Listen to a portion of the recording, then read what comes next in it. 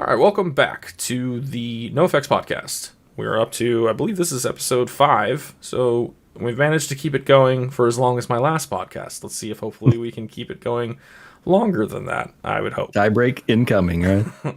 I'm your host, Izlain, and I'm, as always, joined by my co-host, Kirkules. What's up, man? Hello, everybody. And we kind of sat around and had a brainstorming session, and we're thinking about some different things that we could do on the podcast. We've already gotten through some of the bigger deep dive stuff that we wanted to talk about, and it was basically Kirk's brainchild that we do a series where we go over what we think our top picks are for CEDH for particular colors. So for example, this week we are going to be talking about the top 5 creatures for CEDH in each color, including multicolor or rainbow or gold or whatever you want to call it. From there, we have a whole list of things. We're going to go through spells, instant sorceries, enchantments, artifacts, lands, the whole nine.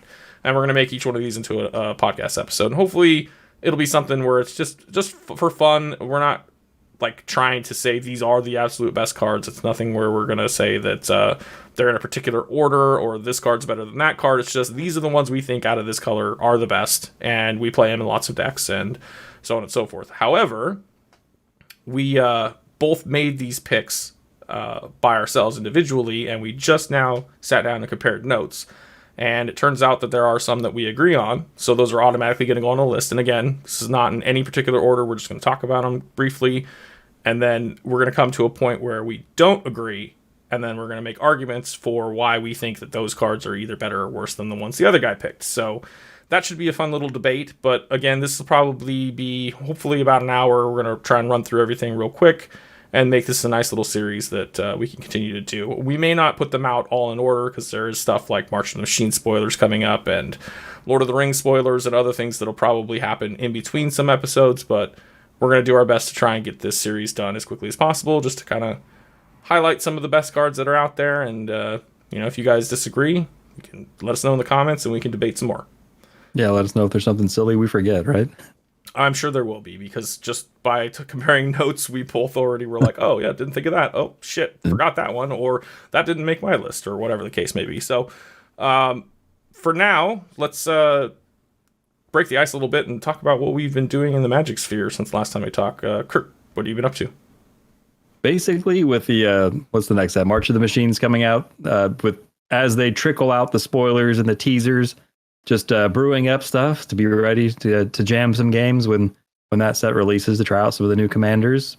Also very excited about learning about the battle mechanic now that they finally let the cat out of the bag on what that is. But that's what I've been up to, just brewing for the new set. I always like to try some new spiciness, as everybody does, the new shiny toys that come out. So seeing what I can come up with. What commanders have you brewed so far? So far, my favorite, probably the Borborygmos and Fibblethip. That one I'm pretty excited about. I have the yeah, right. It's the 2 Cyclops deck. I'm pretty excited about that one. There's been a couple other ones I brewed, but that one's the one right now I'm the most excited about. Another person I brew with off in the Squeeze Knees, he's got a Slimefoot and Squee list that he put out that another channel took his list and made a couple changes and made a video about and didn't give him any credit, which was weird. But anyway, that's another one we're pretty excited about seeing. So how about you? What have you been up to? Kind of the same, but as we mentioned at the beginning of the last episode that we recorded, that the thing with Oathbreaker where Wizards officially recognized it happened. So I already played some Oath with Death from Veil of Death MTG. That video is already out on his channel if you want to go check it out. But I am playing tomorrow. Tomorrow, as of the time we're recording this, it'll probably be like a week ago by the time you hear this. But whatever the case, I am going to be playing the next stream on my channel is going to be Oathbreaker. So I brewed up 3 decks, one mean, one kind of powerful just because it can do Thoracle, and the other one is kind of dirtily. That's the one I played on Death's channel. Either way, they're all ready to go. I got a couple cool guests, so we're going to see how that goes and see if we can jam 4 or 5 games in that 3-hour window and have a good time. Otherwise, awesome. I built, to your point with March of the Machines, I built Goro Satoru, which is just Grixis Good Stuff shell with the ability to swing in and then make token dragons that can big old 5/5s, right? can start beating face. So probably not the best Grixis commander, but it is what it is.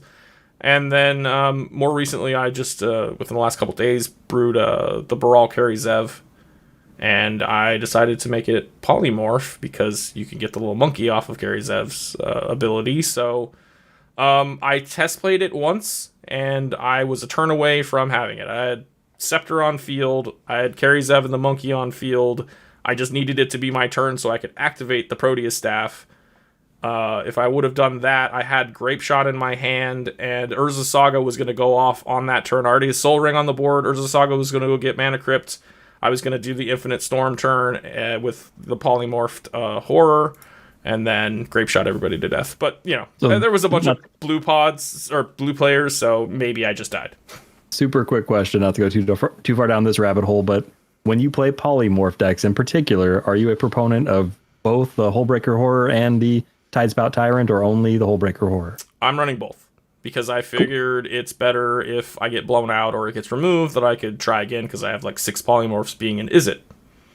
Yep, awesome. So, I also like running both, but that's just personal preference. Sometimes you just draw one and you can cast it too. That's fine.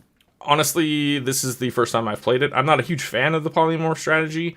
I did it once before with Paco Halden with Divergent, and that was fine because, you obviously want to get Paco and Halden out to do things anyway, so you'd kind of go this long route to get there and then cast this expensive spell, and then it was Leveler and Thassa's Oracle, which is cool, but, you could get blown out just as bad as World Gorger sometimes, so it was something that I stopped doing, and I ended up going to a more mid-range Paco Halden. But anyways, it's my first real polymorph list, so I was happy that it got close, but it didn't get there.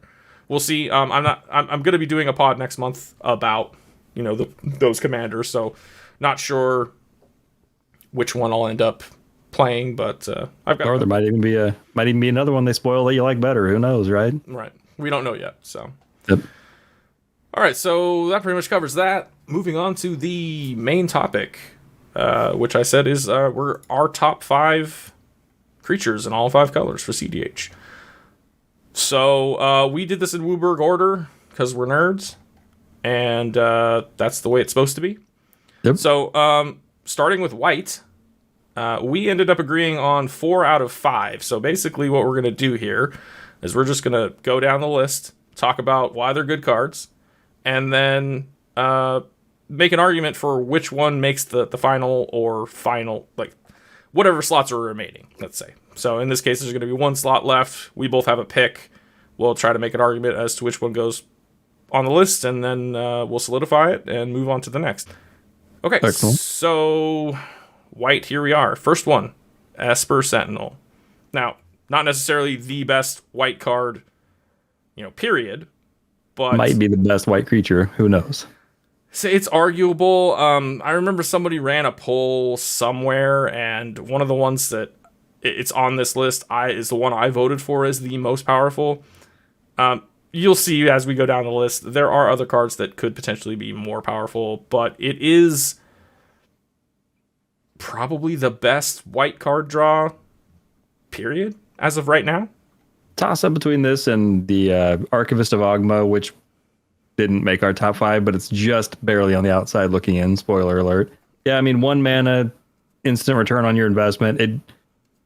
If you make it grow in some way, it costs more. That's a weird aspect a lot of people forget about. I was playing a random deck yesterday that I think I was playing Heliod in, and I had lifelink on something and put my counter on Esper Sentinel, and it's 2/2. Now everybody has to pay 2, or I'm drawing card whenever they cast non-creatures. So it's, just 1 white mana. It's not fish power level, but it's pretty darn close, and it's got legs, and that's relevant.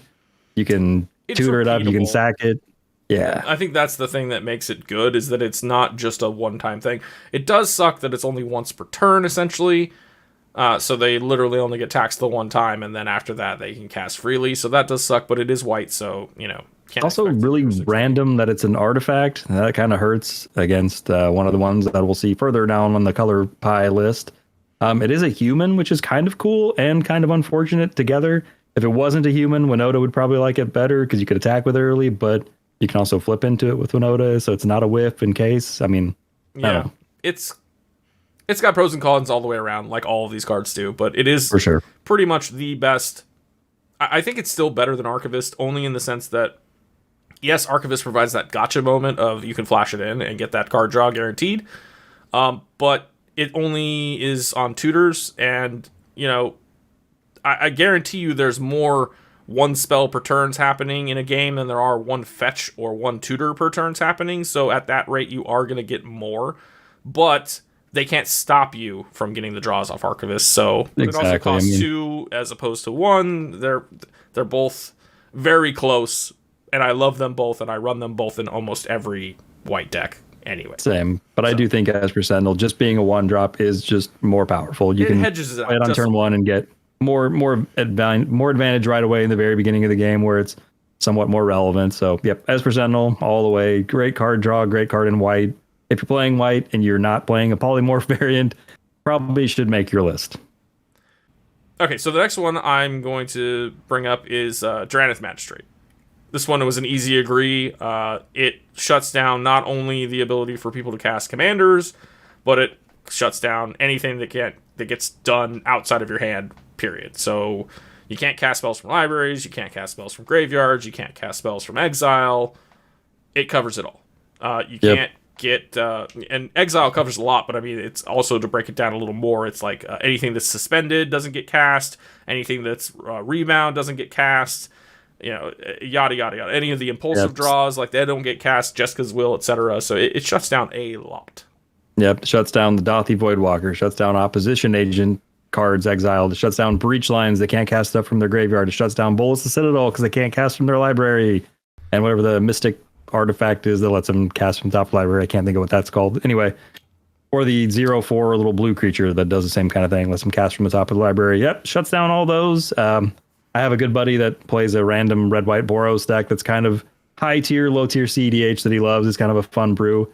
And I watched him play a game yesterday where he absolutely just blew players out because they didn't fully understand how their particular cards interacted with Drannith, and it was almost comical to see, like, a Jessica's Will was cast into it, and the guy chose exile the top 3 instead of mana, and he's like, cool, you can't cast any of them. Yeah. So, yeah, it was brutal. I've seen people do that same move, so. Somebody else tutored up an Underworld Breach and cast it. He's like, okay, go nuts. So you can't do anything with it. It's just, it's hilarious. I mean, a lot of people are stuck in the mindset of Drannith Magistrate means I can't cast my commander out of the command zone. No, it has so much more value than just that. So that's why it is on our list. If it just said your opponents can't cast their commanders from the command zone, this would not be a top 5 white card. It doesn't just say that. That's why it is a top 5 white card, or white creature, I should say. Exactly. All right, so the next two are the last two that we agreed on, and we're not going to lump them together per se, but they are basically a similar effect. The first one is Grand Abolisher, which is just you pay 2 white, you put this guy on the board, it's a 2/2, and it says your opponents can't do shit on your turn. You can do some stuff, but very limited. Very limited.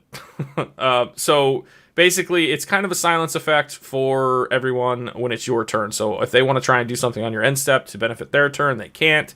If they want to try and interact with you, they can't. Generally speaking, if you see this hit the board, most of the time, somebody's going for a win. There are the edge cases where they just cast it because it's in their hand and they want the protection on their turns just for whatever dirtily shit they're doing. But generally speaking, you plop this down and you just go ham. It is 2 white pips, so sometimes you do just have to throw it out there and hope it survives the circle back to you. But yeah, it's a 2/2, so it's a little more robust than a 1/1, right? Yeah. Oh, I've also cast it early, and it just kept anybody from stopping anything I was doing. Because you cast it on a turn 2 let's say, and you got the right mana rocks or you got the right lands, and you dropped it turn 2, and then you can cast your Tymna. Nobody can do anything about it. Oh, well, now I'm going to cast this Vamp Tutor. Nobody can do anything about it. Maybe they have that mental misstep in hand, but they can't do anything about it. So that makes it powerful. It's the OG version of this effect. I don't remember if this came out before or after Silence, but they're both one of the same. I think it's way after Silence, I think, but I could be wrong. Anyway. I don't know for sure, but as far as creatures go, this is the OG effect. And then it got followed up by the next card that we're going to talk about, which is Ranger Captain of Eos, which I think I brought up the Twitter thing earlier where I saw a poll. That was the card I voted for as the most powerful white card at the time. I don't know necessarily that I still agree with that, or that it's really better than any of the ones we've already mentioned. I feel like it is on par with Grand Abolisher because it does have the ability to sack to do the same sort of thing, although it's less because Grand Abolisher stops like creature activations, and I don't think Ranger Captain does. Ranger Captain is just silence. You can't cast spells, I believe. I think Ranger Captain allows him to cast creature spells still, I think. I don't know. We should probably look it up and read it, but I'm pretty sure it allows him to cast creature spells, so you can still get Opposition Agent blown out on a few things, but... Sure. It is slightly different, but then it also has the caveat that it ETBs and tutors you up a 1-drop, which is usually Esper Sentinel. Or a Walking Ballista. I mean, that's usually your 2. If you see it coming into play, occasionally it'll get you the Bird of Paradise or whatever. If that's the 2 I see, it's almost, here comes an Esper Sentinel or a Walking Ballista. There's maybe an occasional Allosaur Shepherd if you want to protect your green stuff that you're doing next or something. But yeah, this card's nuts. It's protection. You can use it where you can't use Grand Abolisher. You can activate this on your opponent's turn too, which is why I think it's stronger than Grand Abolisher, because you can stop an opponent's win with it. Right. Yeah, absolutely. The 3 mana versus the 2 mana hurts a little bit, but it is a 3/3, so it's bigger, blocks well, kills a lot of stuff. It does block. I mean, I think I could totally see where this could be number 1 or 1A or 1B for creatures for white, in my opinion. It's super strong. And honestly, I think if you did have to choose between the 2, you probably do pick Ranger just because you get the tutor on top of it, because they're both double white pips. It's just 1 additional for Ranger. So I think that's correct, right. But I also think that you can't mention one without the other. Like, they just are so synonymous. And in most cases, I'm running both if I'm in white. Same. So, I mean, most of the time if I'm running white, unless there's a serious restriction on the mana, the amount of white pips I can pay for in a deck for whatever reason, if I'm just very minimal white, maybe I wouldn't play both, but there's a chance if one makes the list, there's a very good chance both make the list. Yeah, if you're in like 5 color, maybe you say, fuck the Abolisher, I'll just do the Captain because it's going to tutor up any one of my 1-drops. But I think if you're in low, like white and 1 color, you're probably running both. Oh yeah, for sure. Yeah, and it's sack it. Your opponents can't cast non-creature spells this turn. So it's a little less restrictive than Grand Abolisher being able to shut down and protect your turn, but like we said, being able to use it offensively, not just defensively, is really good. Yep. So that comes down to our 5th spot, which we did not agree on. So I'm gonna let you start with yours. All right. Well, my 5th choice, and I think the clear and obvious choice, wink, is Recruiter of the Guard. 1 white and 2 for a 1/1 ETB, tutor up a creature with toughness 2 or less, if I remember right. I always get this one in the Imperial Recruiter mix up. It's toughness. Yeah, being able to find is power. Power, okay, yep. Which I think Imperial's stronger than this one, just to be clear. But Recruiter of the Guard, being able to find Dockside, Kiki-Jiki, Esper Sentinel, Grand Abolisher, so many other Thassa's Oracle. I don't think it finds. No, it's the other one that finds that. Yeah, so it can't find that, but it can find Spellseeker, Displacer Kitten. It's going to find a large amount of the other creatures on our list. That's why it's on my list as the next one. I mean, tutors in white are also really hard to come by, effective tutors. But I think this is one of the, the 3rd or 4th best option as far as tutors for white. I mean, obviously you're going to have Enlightened Tutor, you're going to have Ranger Captain above this, but this is probably number 3 in the white tutors, unless there's one I'm missing. Off the top of my head, I can't think of a better 3rd option for tutors. So that's why it depends on your deck, honestly, because white can tutor for equipments or it can tutor for enchantments. Oh yeah, it depends on what you're trying to do. But yes, it has a small. I think it is the only creature tutor outside of Ranger Captain. Well, there's the big Ranger Captain, the 4-drop version of it that finds 2 1-drops, but that's 4 versus 3, which is huge. Yeah. So. Yeah, that's why this one made my list. I mean, just being a super strong combo piece enabler in the command zone, being able to find some of the other creatures that are going to be on this list and some of the most impactful creatures, which are some of the most impactful cards in CDH. That's why it made my list. So what is your pick and why? Well, to touch on what you're saying with Recruiter, just to give my opinion. I agree with you that it is good, and it is one of the only creature tutors. I came at this from a position of most of the time when I'm playing white, I have other colors that will help me do the things I need to do. So I don't really rely. Now, don't get me wrong. If I'm in Boros, I'm running both. Like, I'm running Imp and Recruiter of the Guard, just because you want to have both of them. But If I have the option, I'm going to go for Imp Recruiter first. But if I really have the option, I'm going for Vamp Tutors and Demonic Tutors and other things. So, like, it's too limited. Where I play white most of the time, it's too limited unless it's Selesnya or Azorius or whatever. Then, yes, it's a slam dunk. But so for me, I play a lot of those colored decks. I play a lot of Azorius. I play a lot of Selesnya. I play a lot of Boros. I've played quite a bit of Orzhov, but it's still just not there most of the time. Regardless, a finisher in most of those kinds of decks is the original Elesh Norn, Grand Cenobite. And I chose that because even though it is 7 mana, it's a 4/7. It's got Vigilance. It gives your creatures +2/+2, and it gives all other creatures -2/-2, and that is usually enough to wipe most of the board and give you enough power because you have a bunch of hate bears that are now like 4/4s and 3/5s and shit that you can swing out and win because you've locked everybody under some sort of stacks. It's also pretty easy to tutor up with other things that allow you to cheat stuff into play. However, most of the time you're in those stacks of your list, you're going to have enough mana to just cast her. So that's my reasoning for it, and that's just a personal bias. I don't know that she's better. I think arguably Recruiter is probably what should go on the list, just because it's a tutor and because everybody wants tutors. But Elesh Norn is a really good finisher, a really good stacks piece, and I think she bears, at least an honorable mention. But I'm going to concede to you here, and we're going to put Recruiter in 5th place. I guess we touched on it earlier, but there is an argument to be made that maybe Archivist of Ogma is better than both, just being a 2-drop and card draw. That's a rough one. That one I flip-flopped on it. I know we talked about it. You flip-flopped on that one too. Like, damn, that one's real close to being... I could toss a coin, and whichever heads or tails landed, I could pick that as 5-drop between Recruiter of the Guard and Archivist for me. Elesh Norn, while I agree, it's super awesome finisher. It's going to mostly wipe the opponent's board of anything relevant. It's going to give you the pump you need to push through the last few damage.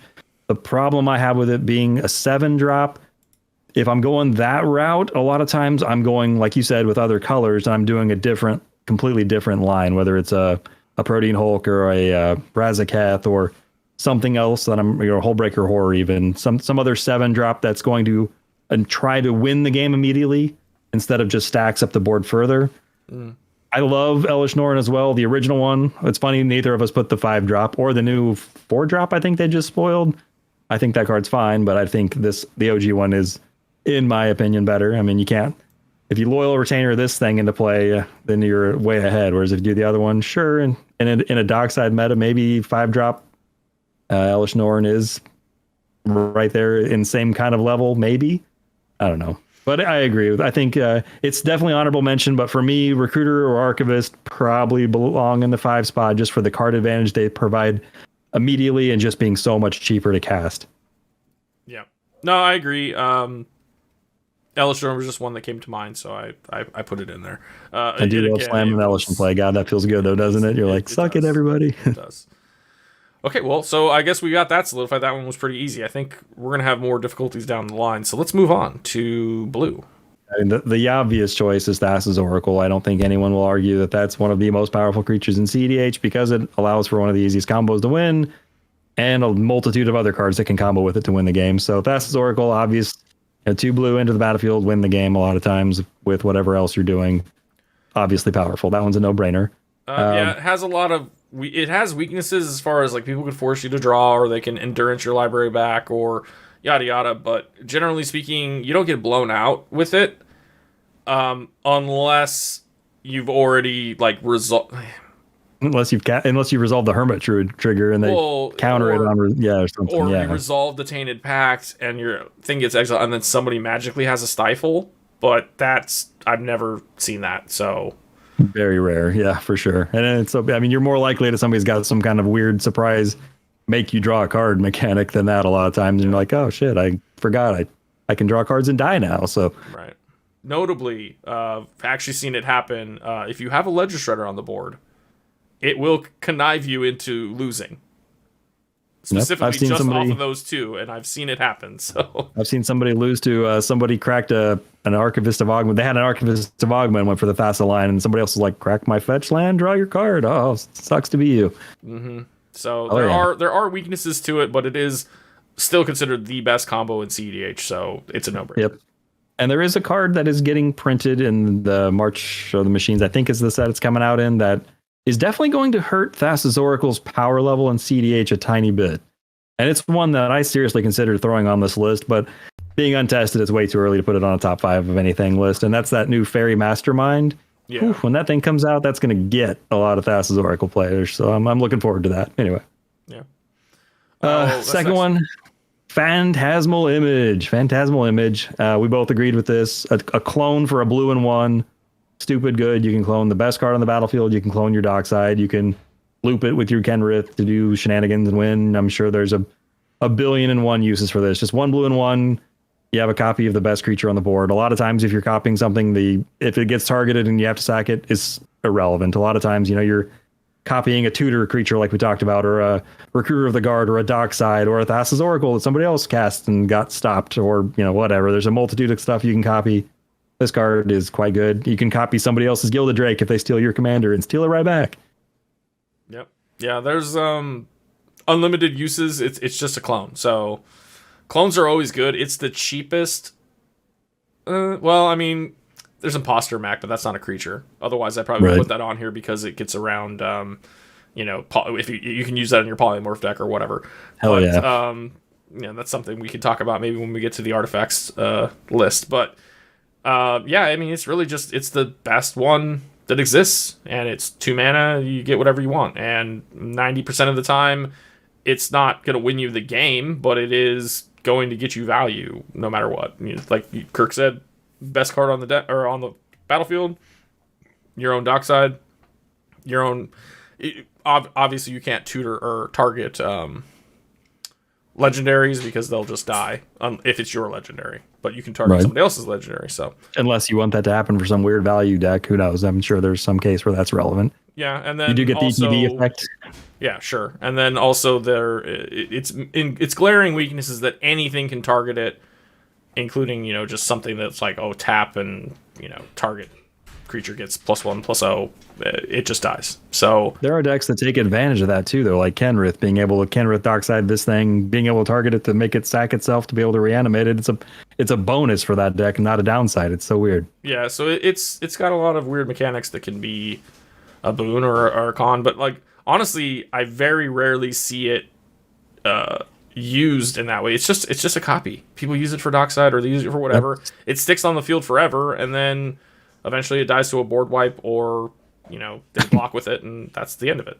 But yeah, a lot of times if someone's gonna use removal on it to kill it, it was probably gonna kill it no matter if it had the clause of being a whatever the hell it is, illusion or not, because most kill spells are gonna kill it anyway. I mean, I'm sure there's other things that would kill it that wouldn't, but majority of the time, if Swords of Plowshare is going to remove it, they just won't get the life now. I mean, that was going to kill it anyway. So. I mean, it's more relevant if it's like they targeted your Elishnorn, and so now it's a 4/7, and you could still hit it with a lightning bolt and it dies because it's just being targeted. So in that case, it's beneficial. But yeah, regardless, it's the strongest clone I think in the format. So yep, and one that didn't make our list. The next. Probably the next strongest consideration there would be the, the 3 and a blue Phyrexian mana one. I can't think of the freaking card right now. I'm talking about it can clone an artifact or a creature. Phyrexian Metamorph. Yeah, that's probably the second strongest clone just because of the ability to copy an artifact or creature. That one didn't make our top 5, and I'm considering it now thinking, shit, maybe it should have. I wouldn't, because it's what I cut. If I have both, it's the one I cut. Depends on how bad I want a Basalt Monolith. That's about where that one's at, I think. But yeah, and that's probably the second strongest clone, and it being susceptible to a lot more stuff, and staying an artifact can be easier to remove. So anyway, going along to the next pick, we have one of my personal favorite blue cards, Displacer Kitten.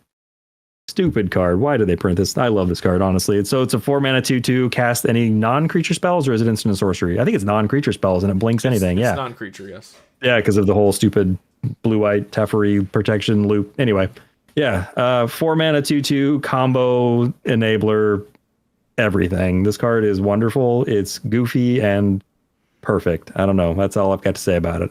Well, so it combos with 3 fairy, like you said, and then any 0-drop rock, where you can basically cast and then bounce with blink and drop and then play it again and blink, and so you can get into that loop. There are, I'm sure, other loops that I'm not going to even try to think of right now. There's a big one with Venser, Shaper Savant, and any 0-drop either artifact and anything that costs 0 to cast. But it's not a planeswalker. And then also you get like Magecraft triggers and all that stuff. So Infinite Storm, Ewit and like LED can do some like reanimation. Yeah, you can make infinite mana. And then if you have something to dump it in, there are other ways, but also at bare minimum, yes, it's a 4 drop, so like kind of expensive, but at bare minimum, anytime you cast a spell, it can untap one of your rocks so that you can use that mana to continue to storm off. So in that rate, it's good enough. It's been compared to Paradox Engine, but like fixed, and it's nowhere near as powerful as Paradox Engine, obviously, but it does a similar thing, and it can be manipulated in a way to where it can kind of feel that way if you have the right stuff on board and you can, do stuff. But like again, at bare minimum, it's a little bit of a value piece. At best, it's winning you the game. So absolutely, and it's easier to tutor with the Recruiter of the Guard. Hey, anyway, this is true. Next card on the list is kind of a no-brainer. A Spellseeker. I mean, 1 blue and 2 ETB, tutor an instant or sorcery with CMC 2 or less. So great card. This one I like because it, at bare minimum, it goes and gets you a cantrip or a tutor to get you an actual card that you want, which is probably how it's used 90% of the time. It comes in, it goes gets you D-tutor, then you go D-tutor for the real thing that you want, and you either win or whatever. But where its real spiciness lies is that it can be a 1-card combo depending on your deck composition. And I'm not going to even try to explain this. Like, there are primers out there that will do it better, but I remember when Orvar came out, I was super into him. I started playing him, and then I read about this Spellseeker line, and I tried to include it in my deck, and holy shit, so hard to fucking pull off. But if you can do it, like, it just goes. And, like, with Displacer Kitten can be, the kind of thing real dumb with this card. Just goes, so, yeah. Yep, I mean, and all 1-card combos, there's the ephemerate shenanigans you can do. It can just go and get you a protection spell if you need it. If you're going to go off, you can go get your Pact of Negation or whatever spell you need. It can, a combo enabler, always value engine unless somebody's playing a Torpor Orb. Screw you people. Love you. Just kidding. Or the card's new great. Hellish Norn. Hey, there you go. Double up your own trigger. That's what you meant, not the stopping it, right? No, Torpor Orb on the stick. I love it. I actually would have put her on the list. It was just, she's not as well tested and obviously more situational. Very fair. But yeah, Spellseeker is great. I mean, like you said, it can be a 1-card win con in some decks. I mean, what more do you need to do? And it's weirdly getting cut sometimes now because it is a 3-drop and the format, as more cards get printed, it gets tighter and tighter. Lists get. I honestly have not been playing it as much anymore either. It used to be a go-to in every list because it was always like, play it, go get Cycrypt, wipe the board, win. Or go get the tutor to get the thing. But right. Yeah, it's weird. But it's a strong card, and I think it's definitely one of the top 5 blue creatures. Here's where we get a little bit of our disparity on our choices here, and I'll let you announce yours and defend it first. All right. So the one I went with here is Malcolm, Keyed-Eyed Navigator. Arguably one of the best partners printed in the original Commander Legends 2 or whatever it was. First Commander Legends. Okay. He is mono blue, 2 and a blue for a 2/2 flying. Whenever he or a pirate, whenever a pirate, he is a pirate. Whenever a pirate you control does combat damage to a player, you create a treasure token.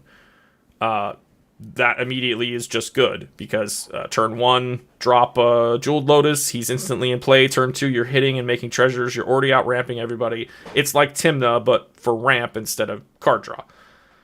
Him with Tymna is a great value engine. You can do Doomsday and other Esper shit, or if you're playing him by himself with not by himself but with Glinthorn Buccaneer. Yeah, anything that is red. Yes, he combos with Glinthorn Buccaneer by themselves. It just goes. All you need is 1 card in your hand to discard and you just win the game. But there are other applications as well. I've seen him in the 99 of some decks, especially if it cares about legendaries or if it cares about creature types. I know like Volo and stuff could run him because he's a particular creature type, yada yada. So maybe not the top end CEDH decks. They're mostly using him in the 99. In the command zone. But as far as the 99 goes, I still have seen people be playing like 3-color lists that they still have Glinthorn and him in the 99. Especially if you have black, you can still tutor them up and go for it. So I run it a Malcolm Kedis list, and I love it because it makes a fuck ton of mana really fast. And then all you have to do is, it sucks because you don't have black to easily, or green to easily tutor up Glinthorn, but what I did is I'm running a handful of other pirates and then other things that make stuff into pirates, like Max with Nexus and other things, so that you can use Pirate of Heroes to go get it. So you just need like a Ragavan or a Dockside, and you can just chain up into Glinthorn and still win the game that way. So I think he's really strong. I think he's really good. But I don't disagree with your choice, so you might as well let the people know what that is. Cool, and I'll throw down really quick. I love the Malcolm Kedis list. Also, I have a deck brewed up with that. God, that list is fun. It ramps hard and makes Magda a silly piece. Anyway, my pick is Hullbreaker Horror. Ever since it's been printed, it's been the polymorph card diversion transformation sometimes list, but a lot of times polymorph card of choice. It's just broken. It's 7 mana, 7/7. Cast a thing, bounce a thing, do a thing. It's just nuts. So many win cons, and it doesn't have to be polymorphed into because it only costs 7. I know only is a thing, but we talked about Elesh Norn being castable. This one being blue, you can always pitch it to the force if it's buried in hand. Like soapbox time. People talk about, oh, it's 4 CMC. Oh, it's 5 CMC. It's not playable. Like, fuck that. Yes, it is. Jeweled Lotus, Mana Crypt, land in play. Turn 1, done. Like for your commander. But you know what I'm saying? Sure. Like, I've seen people talk about, 5 CMC commander, that's just too much. Like, I blah, blah, blah. Like, what? If you're playing partners, they're at least 5 CMC, right? Like, 4 at the least? I don't even think you can go 4. I think 5 is the minimum. So you're still, like, to get both of them out, if you need both of them for your plan, it's the same shit. Like, okay, you don't have to do it all at once. But, again, Jeweled Lotus, Mana Crypt, land. You can cast it. Anything, basically. Well, especially with Hullbreaker Horror's case, because holy shit, you want to be playing a lot of mana rocks to get your Hullbreaker Horror into play to then be able to loot mana rocks. So you're probably going to have mana rocks abundant to get there with this one. So being 7 is not a huge deterrent, especially in a deck that's going to cast this and probably win the game. So my argument here to where I think Malcolm should still go on the list over Hullbreaker is that Hullbreaker is generally only used in those polymorph strategies. It's not seen as much as Malcolm, as far as being... Malcolm is going to head a bunch of lists, whereas this is going to be in a handful of decks in the 99. I think Malcolm will see more play overall. So that I could argue that, and I could see you're seeing more people include Hullbreaker Horror in the 99. I mean, not just Urza non-poly decks and poly decks play it. So you're seeing it a little bit more there. Being uncounterable is pretty awesome too. So you don't blow your 7 mana investment on a 7-drop. It's going to get blown out. I mean, it's way better than Tidespout Tyrant for not being an 8-drop and having that and being bigger. Sure, it can't bounce lands, but whatever. I don't know. I think it's being a win con by itself with just a couple mana rocks and any kind of outlet makes it stronger. It's a coin flip. Malcolm as a commander is certainly, we haven't really talked about this. It's the only legend that we've talked about so far, I believe. And it is super strong as a commander, but by itself, it's not. I mean, it's mana, but yeah, I don't know. This one I could go back and forth on. I could see either one making the top 5 here. Hullbreaker Horror just being a win con in a lot of decks, for me, puts it slightly above it. But I guess I'm biased in the sense that I literally only just built my first polymorph deck, and so this is the first time I'm ever gonna. I still haven't even cast it yet. So I have zero experience playing with it. I have plenty of experience playing against it, and yeah, it can win the game. It doesn't necessarily always win the game, but it can. No. But if it goes unchecked, it probably will. I just feel like it's only in those kinds of lists, though. Like, I don't feel anything. All right, so if we go like top end 5-color decks, they're not running this. It's too expensive. They got better shit to be doing. If you go to 4-color decks, most likely still not running this because they got better shit to be doing. So you're dropping down to like, what is it? The Teamer Kraken, it's Thrasios, and I don't remember who. Rograk? Jessica? I don't know. Rograk, I think. Okay, so now you're doing the polymorph thing in 3-color. That's cool, but it's like literally I haven't seen it in the 99 and stuff that isn't It isn't a polymorph deck. Yeah, I haven't. But Okay, that doesn't mean it doesn't exist. It's just I haven't for the seen same it. argument, if Malcolm's not in your is not your commander, then how often are you seeing it in the 99? Probably less often than you're seeing Hullbreaker Horror in the 99 and non-poly decks. Sure, but I think overall that's still more. There's still more Malcolm decks than there are Breaker decks. We'd have to go check some stats, but I feel like that's correct. That could be close. I don't know the number. I don't have that number in front of me. So as far as database lists, I only know of 2, and it's the Teamer one that I talked about, and then it's Urza. And then I just built Baral Carry Zev. Maybe I'll get on the database. Hey, there you go. Put it out there, buddy.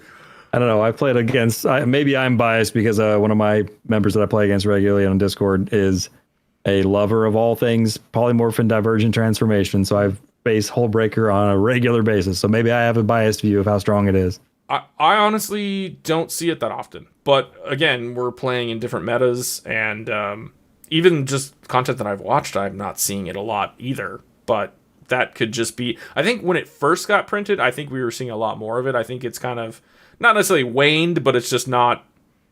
Malcolm's waned too. So, I mean... Exactly. If we're talking semantics at this point, but we have to pick right. one. So if we're talking one that's on the come up, we could discuss Consecrated Sphinx in this role also. That's another... I'm seeing more and more Con Sphinxes every friggin' day, it seems like. So that one's creeping closer and closer. Maybe honestly, I'd rather have Con Sphinx over either of these. Let's put it in. Let's do it. Let's lock it in. Number 5. We can do it. If we can't decide on either one of our picks, we'll just left wing and go a different one, or out of left field. And go a different rate. So Consecrated Sphinx draws a shit ton of cards. Good lord, it's terrifying. That thing, if that doesn't draw you into a win con, I don't know what will. You're not wrong. And a lot of the times, especially in these mid-range Kinnan lists, that's getting slammed on the field for free. Well, it's not free. They're paying 7 mana for it, but it's basically free in a fucking Kinnan deck. Well, who are we kidding? Yeah, no shit. And then, you're screwed after that. Okay, yeah, so I guess you can't answer this one quick. You're just going to lose. But this is one where I brought it up earlier, and we could discuss it in this little small segment if you don't mind. Fairy Mastermind. I think that's one to watch for that might creep its way into this list. I considered Ledger Shredder as well for this. Yeah, that's another good consideration. Because it is good card draw. It gets bigger. It's a beater in the air. But I think the Fairy Mastermind might be a little... It's so close. Because one is triggers on second cast, and the other is second draw, right? Right, exactly. One draw loots you a card, and the other draws you a card. So, pure card draw is better, but if nobody's drawing extra cards on their turn, then it's doing nothing. But the same if nobody's casting more than one spell, because there's a rule of law, Ledger Shredder isn't doing anything for you either. So they're very even, and they could basically fill the 5th slot as well. And the problem, or the argument for Fairy Mastermind here, is its creature type is relevant because I believe it's a Fairy Rogue. So all you Azuri players out there, or whatever he is, that play the Prowl friggin' extra turn spell are going to love this. And being able to pay 3 and a blue to force everyone to draw is super strong on that Fairy Mastermind, because you can, like I said, you can respond to somebody's Demonic Consultation and blow them out and beat them, because it does have Flash, which is also huge. It's a 2/1, so it's a little more aggressive if you're attacking into the Tevish Zod or something like that. And also, you can, if you pay 4 mana on your opponent's turn, after they've drawn or before they draw, it doesn't really matter. They're going to draw their second card, then you're going to get 2 cards for your 4 mana, where they're only going to get 1 if you're doing it on opponent's turn. Sure, you're giving your other opponent's cards, so that's neither here nor there. Maybe not the greatest idea, but Fairy Mastermind is one to watch for. It might end up creeping in our top 5. Anyway. Yeah, I agree. So we'll go with Consecrated Sphinx though, because we can't agree on Hullbreaker or Malcolm. So let's just go with Con Sphinx and say that card is terrifying in Battlefield. I like to see it die immediately. Yes, agreed. So moving on to next is Black. Again, we agreed on 4 out of 5. We really only have the big differences later on. So first one here is pretty much a no-brainer. It's Dauthi Voidwalker. It's 2 black? For black, yep. God, I can't even remember its power toughness right now. 3/2 with Shadow. Yeah, I knew it had Shadow, so it can't block unless it's a creature with Shadow, which no one else... I guess it can block another Dauthi. That's about it. Right, that's about it. but it can't be blocked either, so it's a free swing every turn if you like, but most people just keep it up because it has an additional ability that it's basically kind of a rest in peace effect, but anything that hits the grave that gets exiled goes into a Dauthi zone, and from there you can tap and sack it to cast any one of those cards for free. So it's basically giving you another hand that you can take one thing out of, but it combats a lot of graveyard strategies, and then on top of that, gives you the best cards your opponents are playing. If they just play a tutor or a Psych Rift or anything, like, you get access to that. So it's kind of the same sort of thing as a Fimage. Like, you get the best cards available, for under these circumstances, and you get to use it when you like. It does suffer from timing restrictions, so if it is a sorcery, you do have to wait till your turn to do it. Even though it can be sacked at instant speed, the timing of the card you're casting has to be respected. So if you want to use it on someone else's turn, it does have to be an instant speed thing, unless, I guess, you have Emergent Zone, but I don't even know if that works. Either way, it's a great card. There's not really much else to be said about it. It should be in every blacklist. The one thing I will notice is, and it doesn't hurt your graveyard at all. It's just your opponent's, which is insane. Correct. I forgot about that part. So yeah, it's a one-sided rest in peace effect that you can benefit off of later. Yeah, it's pretty nutty. So not a lot more to say about that. Second one, not a lot to say about either. It's Opposition Agent. So I wanted to put Aven Mindsetzer in white. It was one that I had on and I ended up cutting because it is a good card and it's still something that I will run if I'm not in black because it's a similar effect. But anyways, Opposition Agent has flash it in. It's a 3/2 as well for 2 and a black. And you can drop it down off of 1 black if you happen to have a Dark Ritual in your hand, and you can have some real gotcha moments there. But when it ETBs, it just says that opponents can't search their libraries, or that when they search their libraries, you get to search for them, so you get to see their hand, and also you get to take whatever card that you want out of their deck. So, and then if people further on forget about it and play another tutor or something, you get to do it again. And, unless you're nice and you let them take it back, but we don't recommend that. Yeah, so, you can blow them out on fetch lands, which I see less and less people go on that route because I think it's a little, it's not as exciting as stealing a tutor. It's just not. You're not getting as much value as, unless you really need that land. I don't recommend it. Maybe on corner cases, if you can jam it turn 1 and maybe just shut somebody out of the game completely, it's great. But yeah, Opposition Agent is, it's a boogeyman of the format because you have to be aware of it if it's out there. If you forget and slip up and play into it, sometimes you can just get super blown out. Yeah, it's really good. One thing we didn't mention, we were talking about white, by the way, Archon of Emeria. Is that the rule of law on a body that flies? God, I hate that card too, but that's another one that could have been on there. But we probably should have done top 10s, but it would have been a lot longer episode. Either way, this one, it's great. And like I said, with Aven Mindsetzer, it's kind of the same thing. It's got flash. It's a bird with flying, though, so that's a little better in some cases. But it also limits the tutor to top 4, and you don't get it. You don't get it, yeah. And I mean, tutors, so most of the time, they whiff on what they wanted, but they usually still get something they can use, and so it's not really shutting them down. It's just kind of like inhibiting some stuff. And you don't get it. That's the big thing of it, too. I mean, tutors being one of the most powerful things you can do in all of Magic, especially in our format. Yeah, stealing tutors is pretty busted. So that's why this one definitely makes the list. Next one, and again, reminder, these are in no particular order. We're not doing them by power. It's just we're getting a top 5 and just sticking with it. This one we both agreed on as well. It's Grim Hireling. It is 4 mana. It's like 3 and a black. I don't remember its power toughness offhand. It's a 3/2, I believe. God, they're all 3/2s. I know. I have to look that up to verify, but I'm pretty sure it's a 3/2. Whatever the case, it says whenever a creature you control deals combat damage to a player, you create 2 treasure tokens. So like Tymna, you can swing at all 3 opponents, and you can make up to 6 treasures per turn. But it also has the ability to, I think it's pay a black, tap, and sack X treasures, do -1/-1 per treasure to a creature. You don't even have to tap them. It's just X and sack X treasures. Target creature gets -X/-X until end of turn, activate only as a sorcery. And one thing to note, by the way, if your creature has double strike, you could technically get, 12? Anyway. Sure. Yeah, I mean, you can make a fuck ton of treasures with this if done right. And it is a good source of removal. But it's really busted in that if somebody's main goal of stopping you and your wonderful treasure deck, if Dockside's your plan and this is in your 99, and they play a Collector Ouphe, they're like, Collector Ouphe, gotcha, your treasures are worthless. Not anymore. You can use this to kill the stupid Collector Ouphe with your treasures. So it's pretty baller. Yeah. No, I mean, it does a lot of stuff.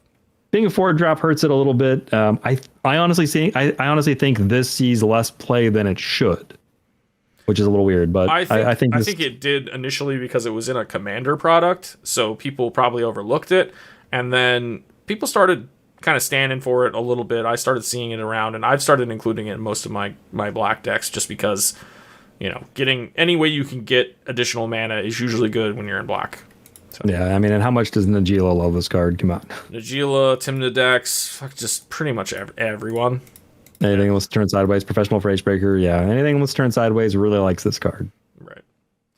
And that is a big thing, though. Being able to kill the stacks pieces that are shutting you off is really powerful with this. That's why it probably saw more play initially and it fell off a little bit. It should probably be coming back at this point because Collector Ouphe killing is very important if you're in Grixis colors a lot of times that are going to want to play something like this.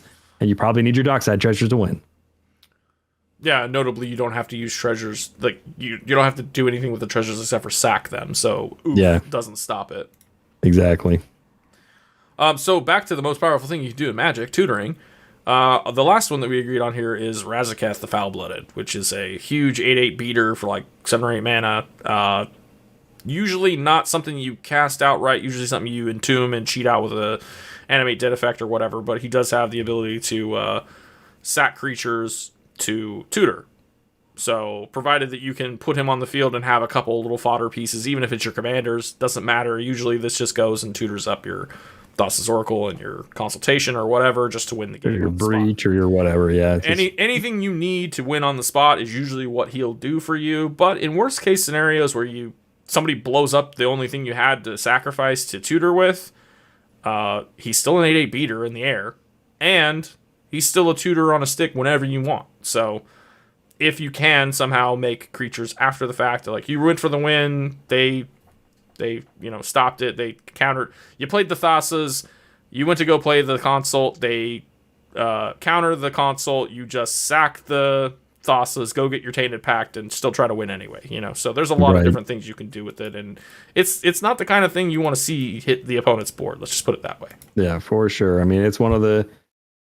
I would argue there's probably not too many more creatures than this, other than probably Dockside, Thassa's Oracle, and this are probably the 3 most entombed creatures. I would guess. Yeah, because you're playing black, you're bringing it out of the grave. Probably the vast majority of the time this is coming into play. I mean, sure, you might cast what's the Culling Ritual, the black and green one that gives you a crap ton of green and black mana. Sure, you might be casting this from hand from that, or you get into a super stacksy game and you. The problem with that, though, is that then you blow up all of your shit that's on the board.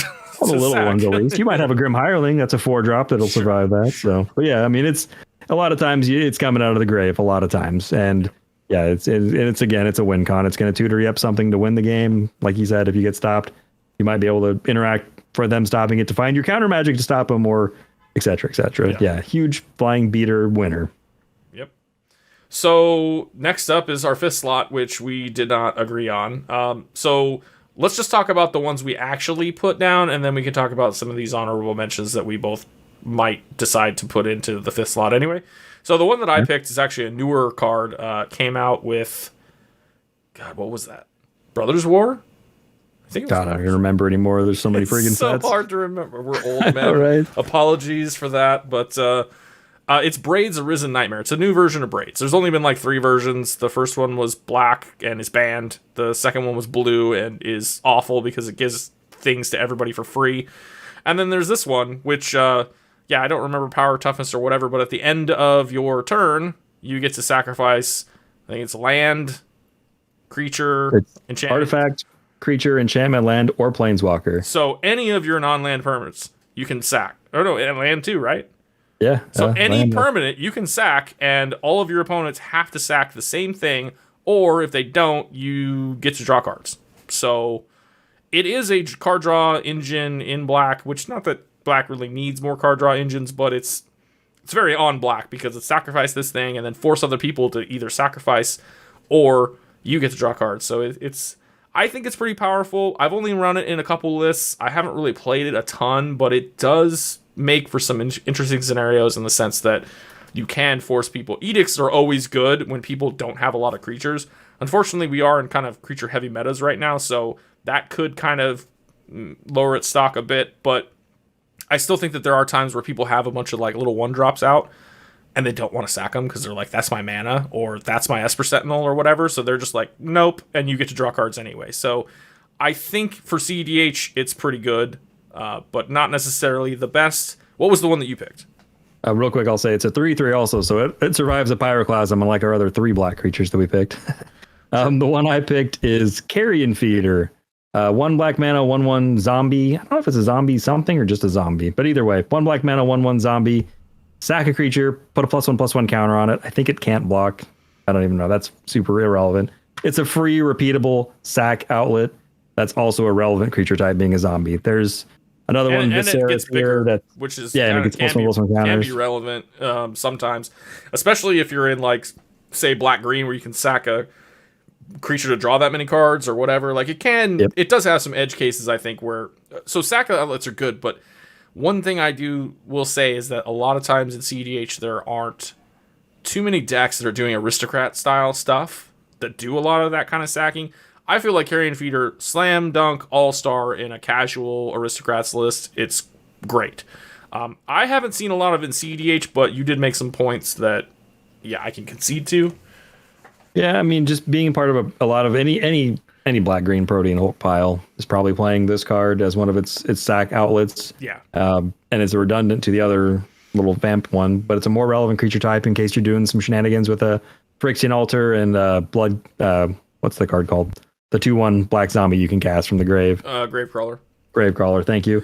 So there are weird combos that you might see out of some left field deck that you aren't prepared for, and you gotta know those lines. But yeah, just a 1 mana, 1/1 repeatable free sack outlet. I mean, aristocrats. I mean, it's pretty good. Anything Protean Hulk's gonna play this, and Protean Hulk is a pretty powerful card. Yep. So we both looked at that and we went, those maybe not the best. I don't know. And then we had a couple other. Well, Kirk did. And honestly, between the two of these, I'm leaning towards one already. But the next one was Kirik, which is a very strong card, very fast card. But I really only see him as being like really good in the command zone and not so much in the 99. I know you can play him in the 99, but in the command zone, Crick decks are fucking fast. They go fast. They don't stop. Oh, sure. They have no breaks. They don't care about their life total. They're shitting stuff out faster than you can do anything. Pretty good, and that's mainly just because of his clause to be able to pay Phyrexian for black pips instead of anything else. So you really only need a lot of colorless. Has lifelink and yeah. So there are a lot of ways that it manipulates its life total, and it just goes burr. And if we're talking in the command zone, I could argue that, and this is super controversial, I'm sure, but I think he's the strongest mono black commander, my opinion. I probably agree with you. I mean, I know him and Yawgmoth are both kind of up there as far as like being popular. I can't think of another mono black commander that sees Tiny Bones, maybe. Like, what's the 5-drop that can make when your opponents discard, you get them, and it has something on the back. Turgrid. Turgrid was pretty popular for a while, but Turgrid. I think Crick's better. I think Crick's better than all of those. It probably is the best mono black commander for CDH at least. But not exciting either. It's very one-dimensional, very much you know what's coming. And that may just be my own personal... Like, I own a copy of him. Like, I always wanted to build him. I always thought it was cool, but it's just never been a thing where I was like, yeah, I'm going to do this. It's just kind of boring. It's one of the third CEDH deck I put together, and I still have it together and still dust it off occasionally. It's very fast. Like you said, it's actually more resilient now than it used to be. There have been some updates on a lot of the lists that people have been trying, and it's getting better. It's definitely one you have to be scared. You have to be, I don't say scared. It's one you have to be aware of when you sit down at the table about how fast it is and how fast it can go. And if you're not prepared for that, you will lose. Yeah, for sure. But the you last probably one, are leaning, you're leaning the other card that we talked about, and I think I'm probably right there with you. Go ahead. So the last one is basically Demonic Consultation on a stick. It's Divining Witch. And ironically, I've been seeing people talk about this. I just watched the newest Play to Win podcast, and they were talking about this card as something that and I'm surprised it didn't come into my brain when I was writing this list, but I discovered it years ago because I built the Lazav that came out in the last Ravnica trip. It was blue and a black, and he had activated abilities to shit in your graveyard. So you could basically entomb it and then use Lazav to resolve it, and then cast your Thassa's Oracle, and then use Lazav as your Divining Witch to win. And anyways, it is. I don't know its stats. Maybe you're pulling it up right now. No. I was thinking of another one that we could have talked about. Sorry, I can pull it up. Yeah, 1 black and 1. And it's got all. It's 1 black and 1 to activate it and discard a card, and basically Demonic Consultation. So it is Consultation on a stick. Notably, it can work under Rule of Law effects because you can cast the one spell, which is Thassa's, and then activate to win. It also, but it does, suffer from Curse Totem. Yep, and it's got summoning. It's got to survive. It's got summoning sickness. It doesn't have haste. Yeah, so it is like Hermit Druid in that sense that it does have to survive. Honestly, out of the ones that we've talked about, like I would probably put this one as the 5th spot, but it's probably number 5. And being able to activate it, find Thassa, untap next turn, slam Thassa, activate it, or activate it end step, untap, slam it, cast it, do your thing, win is really good. Also, notably, it's pretty okay in food chain lists because when you activate it to look for food chain, there's a very good chance you're going to exile one of your enablers, which is just great. So, so it can go in. Stack it afterward for the mana. So it can go in your Kima Kazur. Damn right, it's in list. There. Yep, there you go. So I don't remember how I found it, but it was one of those things where I was like, dude, this is the best tech ever. How did I never hear this? And then that was years ago when the Ravnica set came out. So. And when Rule of Law became really popular for a minute there, like the Rule of Law stacks, this one definitely saw more play, and it's another really powerful card. I see it. It's not as obviously widely spread as a lot of the other creatures that we've mentioned, but it's definitely a powerful one. Definitely belongs in our top 5. One I thought of when we were talking about abilities of creatures and graves. Necrotic Ooze is another probably honorable mention because it can do some really shenanigan shit with like Kiki-Jiki in the grave and whatever. I wouldn't put it on the 5, but it is along the same lines as that Lazav I was talking about, where it does those things, so you can. Yeah, if your Razaketh's in your grave, hey, Necrotic Ooze is in play. Yeah, stupid stuff like that. But yeah, I think it's. I think the Witch is definitely a little better. It'd probably be my number 5 as well now. Yeah, we agree on something. How about that? Hey, we didn't have to fight this one out. I mean, I could seed it on white pretty easy. We didn't. Neither of us could agree on blue, so we're good on white. We disagree on blue. We're good on black. What happens with red? What's up? Oh boy, here we go. Red is where we might have a little difference of opinion, or a lot. The red, Kiki-Jiki Mirror Breaker, and Dockside Extortionist. I'm just gonna throw 1 and 2 right out there. What discussion do we need to have? Good God, they're both amazing cards. If you're listening to this podcast and CEDH is of any interest to you, you know what these cards do. You love these cards or hate these cards, depending on your opinion of them. But yeah, these are the 2 best red cards. I don't think it's close. Red creatures, I should say. I don't really think it's close either. As far so Dockside goes in every single list with red, bar none. It is the number 1. We don't have it listed as number 1 here, but it doesn't matter. It'll be number 1. I could argue that it's not in the Thrasios Rograk polymorph list. Other than that, sure, it's probably in most red lists. And any deck that's running caveat, any deck that's running a fucking it's not in your hold on Divergent deck either, so got him. Yeah. All right. But yeah, you're right. Like 95% of red decks, this is like when they're putting together their list of cards, and like Dockside's number 1. Hey, there you go. It is a instant auto windmill slam include because it ETBs and gives you treasures equal to the number of enchantments and artifacts all your opponents control.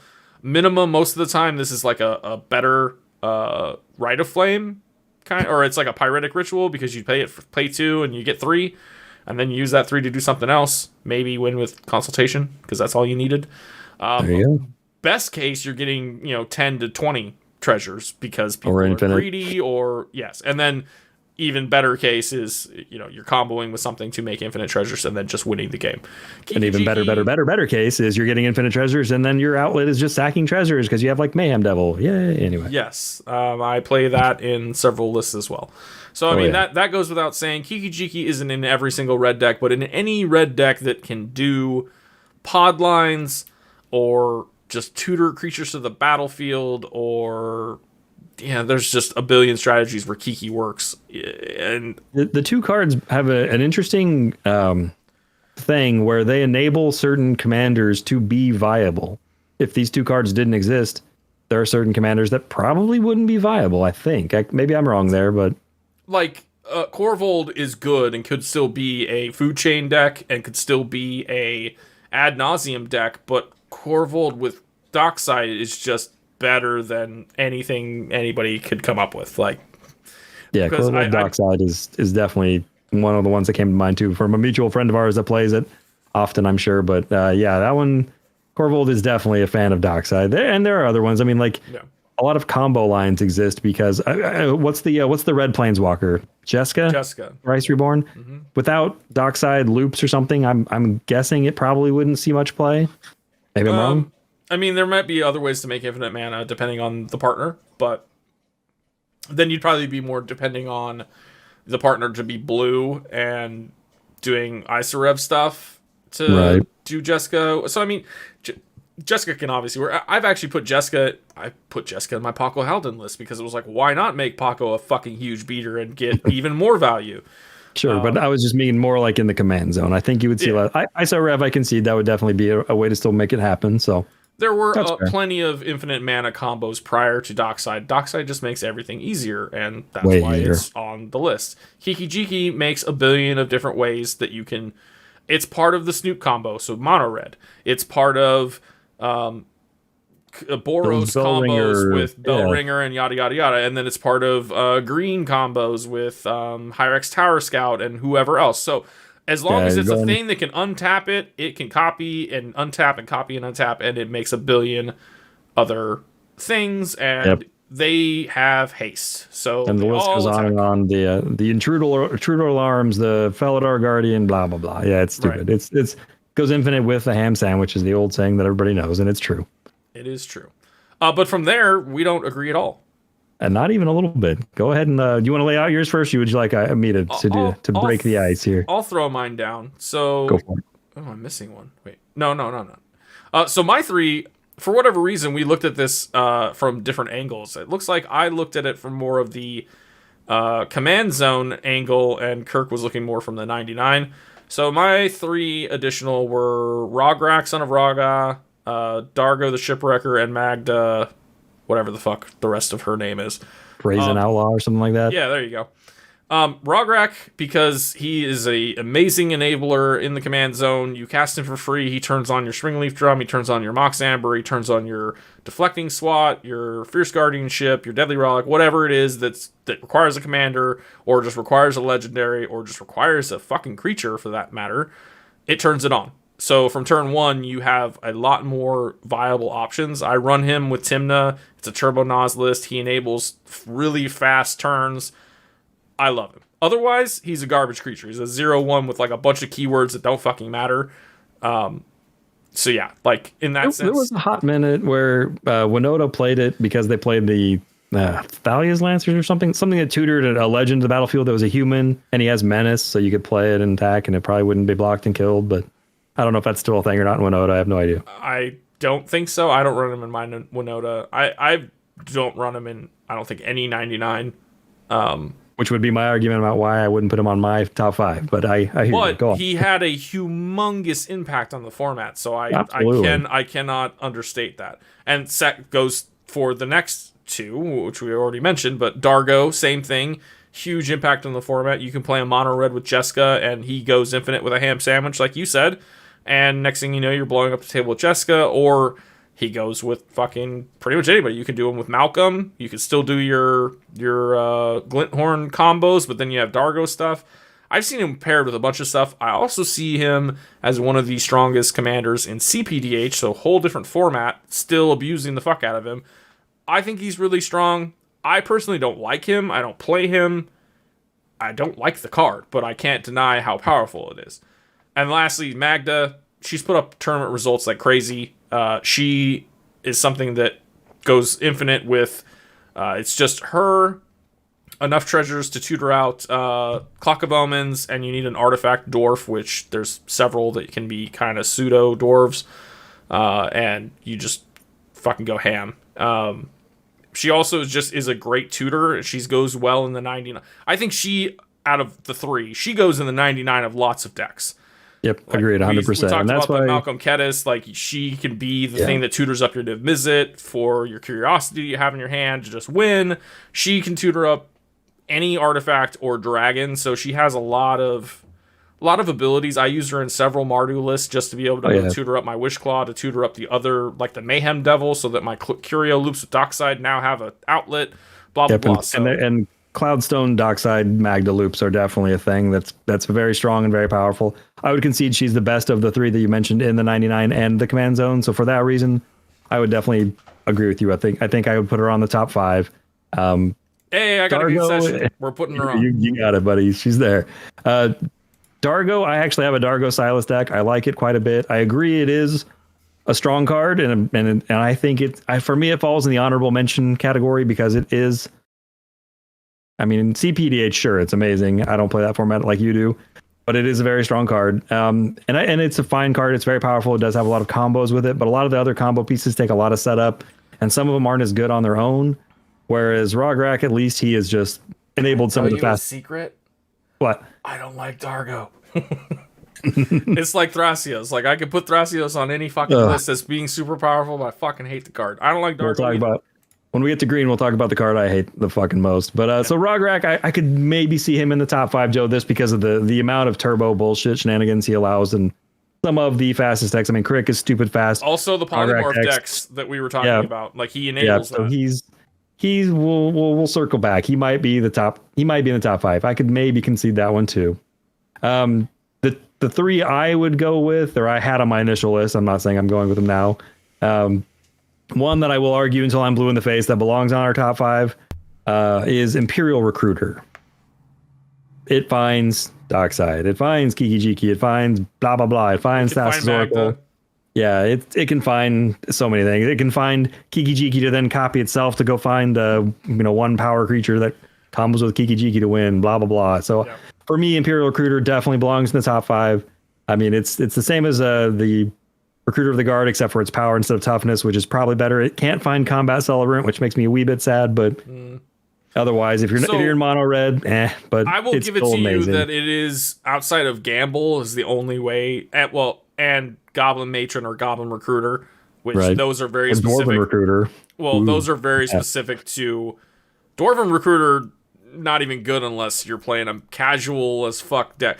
But Goblin Recruiter, Goblin Matron, you might see those in some CDH lists because they go for Dockside or they go for the Snoop lines. So those ones are very specific. But Imperial Recruiter, as far as any red deck can play it, as long as you have targets, which I'm sure you should, because some of these are targets already. Because you probably should be playing Dockside, period. Right. Or other cards that might be working. But yeah, outside of Gamble is really the only creature tutor that red has. So I will concede and put this one on the list right now. I think we can argue that one is better than...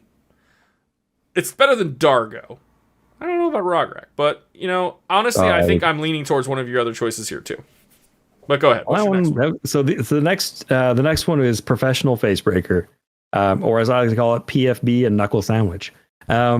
It's stupid good. 3 mana, 2/3 menace. It's a human, I believe. Yes. And when a creature you control deals combat damage to an opponent, you get a treasure. Similar to Grim Hireling, only half the value. You only get 1 treasure, but it's 1 red and 2 for a 2/3. And you can sacrifice a treasure, exile the top card of your library, and you may cast that card this turn. Is it cast or is it play? Damn, I don't know. I'd have to look that up. I don't know if it's play. I have to look because I can't remember if you can play. If it's play, it's lands. If it's not, it's cast. I can't remember. It's play. It's play. Okay, cool. So there you go. You can get your land off of it. If you can create infinite treasures with Dockside loops, you can loot through your whole library and win, I'm sure. If you can't win by looting through your entire library with infinite mana and being able to cast all of them, then your deck is trash and should probably be changed anyway.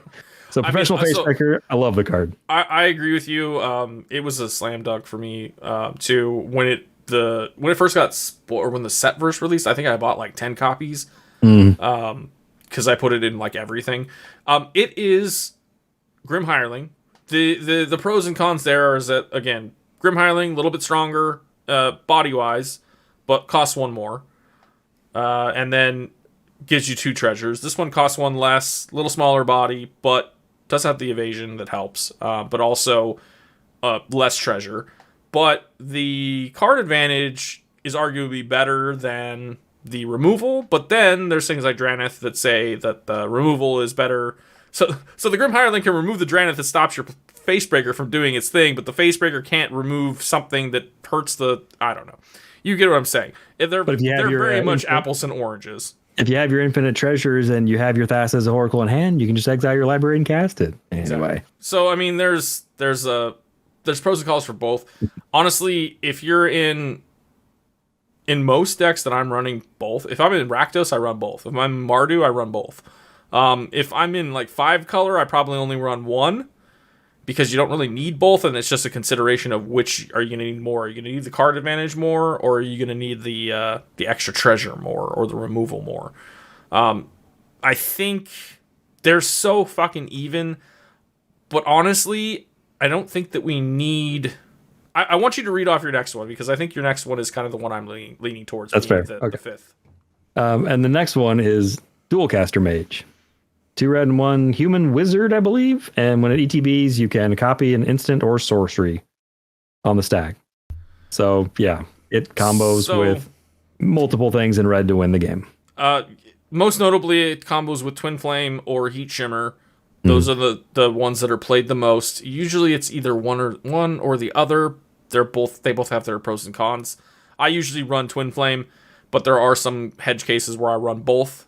Just because I can fit the extra slot in. That's in the lower color, like Rakdos maybe.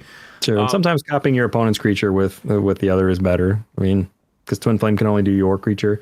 Also can combo with Saw in half, which is also great. And there are other things like Ghostly Flicker. You can have infinite mana with this. So there are other things it can do also. But yeah, well, at bare minimum though, it is an additional counter spell, or it's an additional tutor, or it's whatever the fuck somebody else casts. You flash this in, you get a copy of that spell.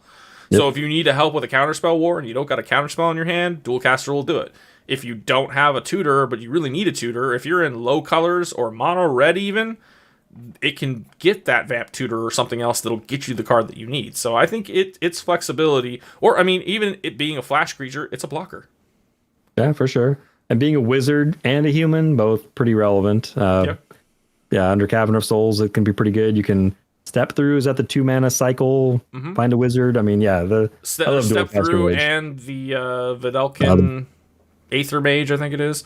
Something. That's wizard. That's 3 mana one. Yeah, that's 3 mana wizard cycling, and then step through is 2. I like step through a little better unless you're an Adnaz, but like step through is really good because it's even at very worst case scenario, you can just pay the 5 mana and bounce 2 things, and sometimes that's worth it. Especially if there's a lot of hate pieces out. So especially in a Yuriko deck, that happens. Yeah. So yeah, I mean, there was one other honorable mention there, but I think we agree that's not going to be the 5th slot. We can throw it out there. It's Simian Spirit Guide. Free mana. It's free mana. I mean, it's an uncounterable ritual, so that's pretty strong. Doesn't go to the grave, which is a little sad for for your breach loops, but yeah, I mean, free mana. It's free mana. It's pretty decent for that. We could also throw Ragavan probably out there, but I'm not as in love with Ragavan as everybody else. I used to love Ragavan, but now in the higher... When it was... So I call it the Summer of Adnaz. It was like late 2020-ish. A couple years ago, at least. Everybody was on turbo everything because Flash had gotten banned. And Stacks hadn't really like come back to combat that yet. And there was mid-range, but there wasn't like as much of it. It's like everybody's playing mid-range now. Everything's a creature strategy, so... Ragavan turn 1 sometimes isn't even good enough unless you're like first position because somebody has already played a dork and the next guy plays a dork and you're going 4th and you play your Ragavan and you're like, well, cool, I can't even fucking attack anybody because he's just going to die. Yeah, you trade your 2/1 monkey for their mana dork. It doesn't feel great. No, not at all. So I wouldn't even put him on the list at this point. Especially when you need a Ragavan to like create the treasure to create the mana because you were counting on that mana. That's why honestly why he kills it for me is not because of it's because of the non-guaranteed mana that you need from him. The top deck removal is great if somebody sorcery speeds their top deck tutor, and I mean Imperial Seal, that's a thing. Otherwise, it's probably not happening. So I think arguably it's good still in like a Malcolm list because it's a pirate. It's still a 1-drop, and it's still something you could Pyre of Heroes up the chain if you needed to, if you are going that route. So I do play him in like my Malcolm Kedis. I think anywhere else where if you're going into a matchup where you're like, but that's the thing. Most of the time when you're sitting down at EDH, CEDH, whatever table, multiplayer table, people already have their decks picked out. So like you sit down and you're like, well, I'm playing this, and then they're like, well, I'm playing all this, and you're like, well, fuck, I'm not going to be able to swing at anybody with this Ragavan. But like if you could choose and curate, you might be able to sit at a pod where like somebody's playing Polymorph, and then you're like, cool, I can swing at this guy every single turn. And so in that case, he is still good. Relevant too. Being a pirate's super relevant for Malcolm too. So I mean, I still play Ragavan in quite a few deck lists. I just don't love it, and I don't think it's as strong as the other cards on our list because, as we've said, more and more creatures get printed, better and better creatures get printed, more and more stupid creatures with flash get printed. So yeah, he's getting worse and worse. Yeah, I think. I don't know about you, but I think I lean towards Dualcaster here for just the sheer versatility. Oh god, it's so close because so Dualcaster Mage. While I think it's probably the most, I can't even say it's the most powerful because Rograk enables the most powerful of these top ones we talked about. Well, probably Facebreaker also enables a lot, but I think that Dualcaster is so. I don't know. I guess I approach this from like a non-5 color, non-4 color, like 3 color or less kinds of decks. A lot of times, like if I'm in Mardu or Rakdos or whatever, like Dualcaster is more of what I want to be doing as a win con, rather than Facebreaker is going to be in the deck. Yes, Rograk probably not unless he's in the command zone. So I don't know. I can eliminate Spirit Guide and Dargo. I think we can eliminate Rograk too. To be honest, I think it's kind of between. And it's funny because you've almost talked me into putting Rograk on the list just because of the stupid speed of some of the most powerful decks he's enabled. So that's so tough. God, I don't know, man. This one's close. We don't have another pocket pick, I don't think, to put here. I mean, if it was other red cards, it'd be like, yeah, let's put Underworld Breach, but we're talking creatures, so I can't. So if we're just going with the top creature, Godo maybe Godo. Godo's. I almost put him on, but like he does his thing, but he's also in the 99. Like he was in the 99 of like Aurelia lists and other decks that he can be a win con on his own. He is a 1-card win con. If you can cast him, he gets the fucking. I mean, do we think that that's better than Rograk? Probably, just based on longevity and in the. Strictly speaking, in just red, sure, but because Rograk enables some of the other stupid fast Grixis and Mardu lists, maybe not. I mean, you could argue Combat Celebrant's pretty stupid strong too because it can combo with some other stuff, but it definitely needs more setup like Rionia or something else. It's that one like or Rionia or Kiki-Jiki. So yeah, those ones all kind of like reside in 99s and are a little bit lower on the list, I think. Yeah. I think honestly, I was thinking Facebreaker no because we already talked about Grim Hireling, and I think between the two, I think Grim Hireling's a touch stronger. And see, I think Professional Facebreaker is a tiny bit stronger, but it's subjective totally on that one. I mean, that's just personal preference. But I think so. Dualcaster Mage can outright win you the game, and like you said, it can be a stupid good, just random value piece and unexpected a lot of times. Professional Facebreaker is like almost always good, just mana ramping, card advantage, and the 1 red and 2 versus 2 red and 1. God, I don't know. I'll let you pick this one. You put whichever one of these you think is the strongest, and I'll agree because I can't really. I'm so torn between these two. These were all on my original top 5, those two specifically, and I was like, man, which one is better? I don't know. Personal preference and just love for the card, it's Professional Facebreaker. Pure power, it maybe is Dualcaster Mage instead. So do we argue that Dualcaster by itself is probably weaker than the other two? True. No, actually, I think Dualcaster is probably stronger by itself than Rograk. Yeah, by itself, it's stronger than Rograk. Rograk by himself, I mean, he's a great enable piece. By that metric, Facebreaker is better than both by itself. The other two rely on other pieces. So I think Professional Facebreaker. I think that's our criteria, unfortunately. It doesn't outright win you the game like a Dualcaster plus one other card can, though, right? It doesn't, but I think just subjectively to move this along. Fair enough. We'll go with it. It's. I won't argue. Like I said, you picked it. We'll move it. I'll take it and I'll accept it, and that'll be good. All right. So moving on to our last color, green. Well, last before we get to the multis. We agreed on 3 out of 5 here, and we have quite a few honorable mentions, but we'll try to run through these ones a little quicker because I know this is running a little longer than I wanted it to. So, bar none, the best mana dork in the entire format, Birds of Paradise. Goes without saying. 1 green, can tap for any color you want. It's also a flying blocker. Granted, it doesn't have any power. It's a 0/1, so it can't do any attacking for you, but you're never going to use it for attacking anyway. And Not I mean, true. as much as Llanowar Elves, and well, yeah, sure, if you have Exalted or something, maybe you are, but I was actually going to go with Umbral Mantle. If some of the other stupid enables that can, your Marwyn list or whatever that can create infinite green mana, then you can equip the Birds of Paradise and go infinitely big and have an infinitely big flyer. So I mean, if you're in Kinnan, you can also put Free from the Real on it, and Bob's your uncle. I get you. There you but go. by itself, it is just the best mana dork because it only costs 1 and it caps for any color. There isn't another one that does that. The closest thing we can get to that is Bloom Tender, which is 2 mana, and then it taps, and it depends on what colors of things are on the board. So it goes from either 1 mana to 5 mana. It's great at scales well with multicolor decks, but like birds can be put in any deck, including a mono green deck, although I don't know necessarily that you would want to, but still you probably do. It's just the best. It's just the best mana dork. That's really, like, what else do we say about it? Yep. No argument here. Next one is Collector Ouphe, and it is the arguably best version of a turn-off artifacts effect that we have. I mean, there is Null Rod, which costs the same amount and is generic, so technically it's better, quote-unquote. Like, I don't know that necessarily it needs comparison. They're basically the same thing. There's a Stony Silence, which is 2 and a white, so that one's... But I think it's only 1 and a white. Stony Silence, I think. No, yeah, you're right. It's 1 and a white, but it's also an enchantment, so it's a little bit harder to deal with. Collector Ouphe being a creature is a little harder to... or a little easier to blow up, but it's also very easy to tutor. Super easy, and especially in green. Yeah, there's so many green creature tutors to hand or to the battlefield. Yeah.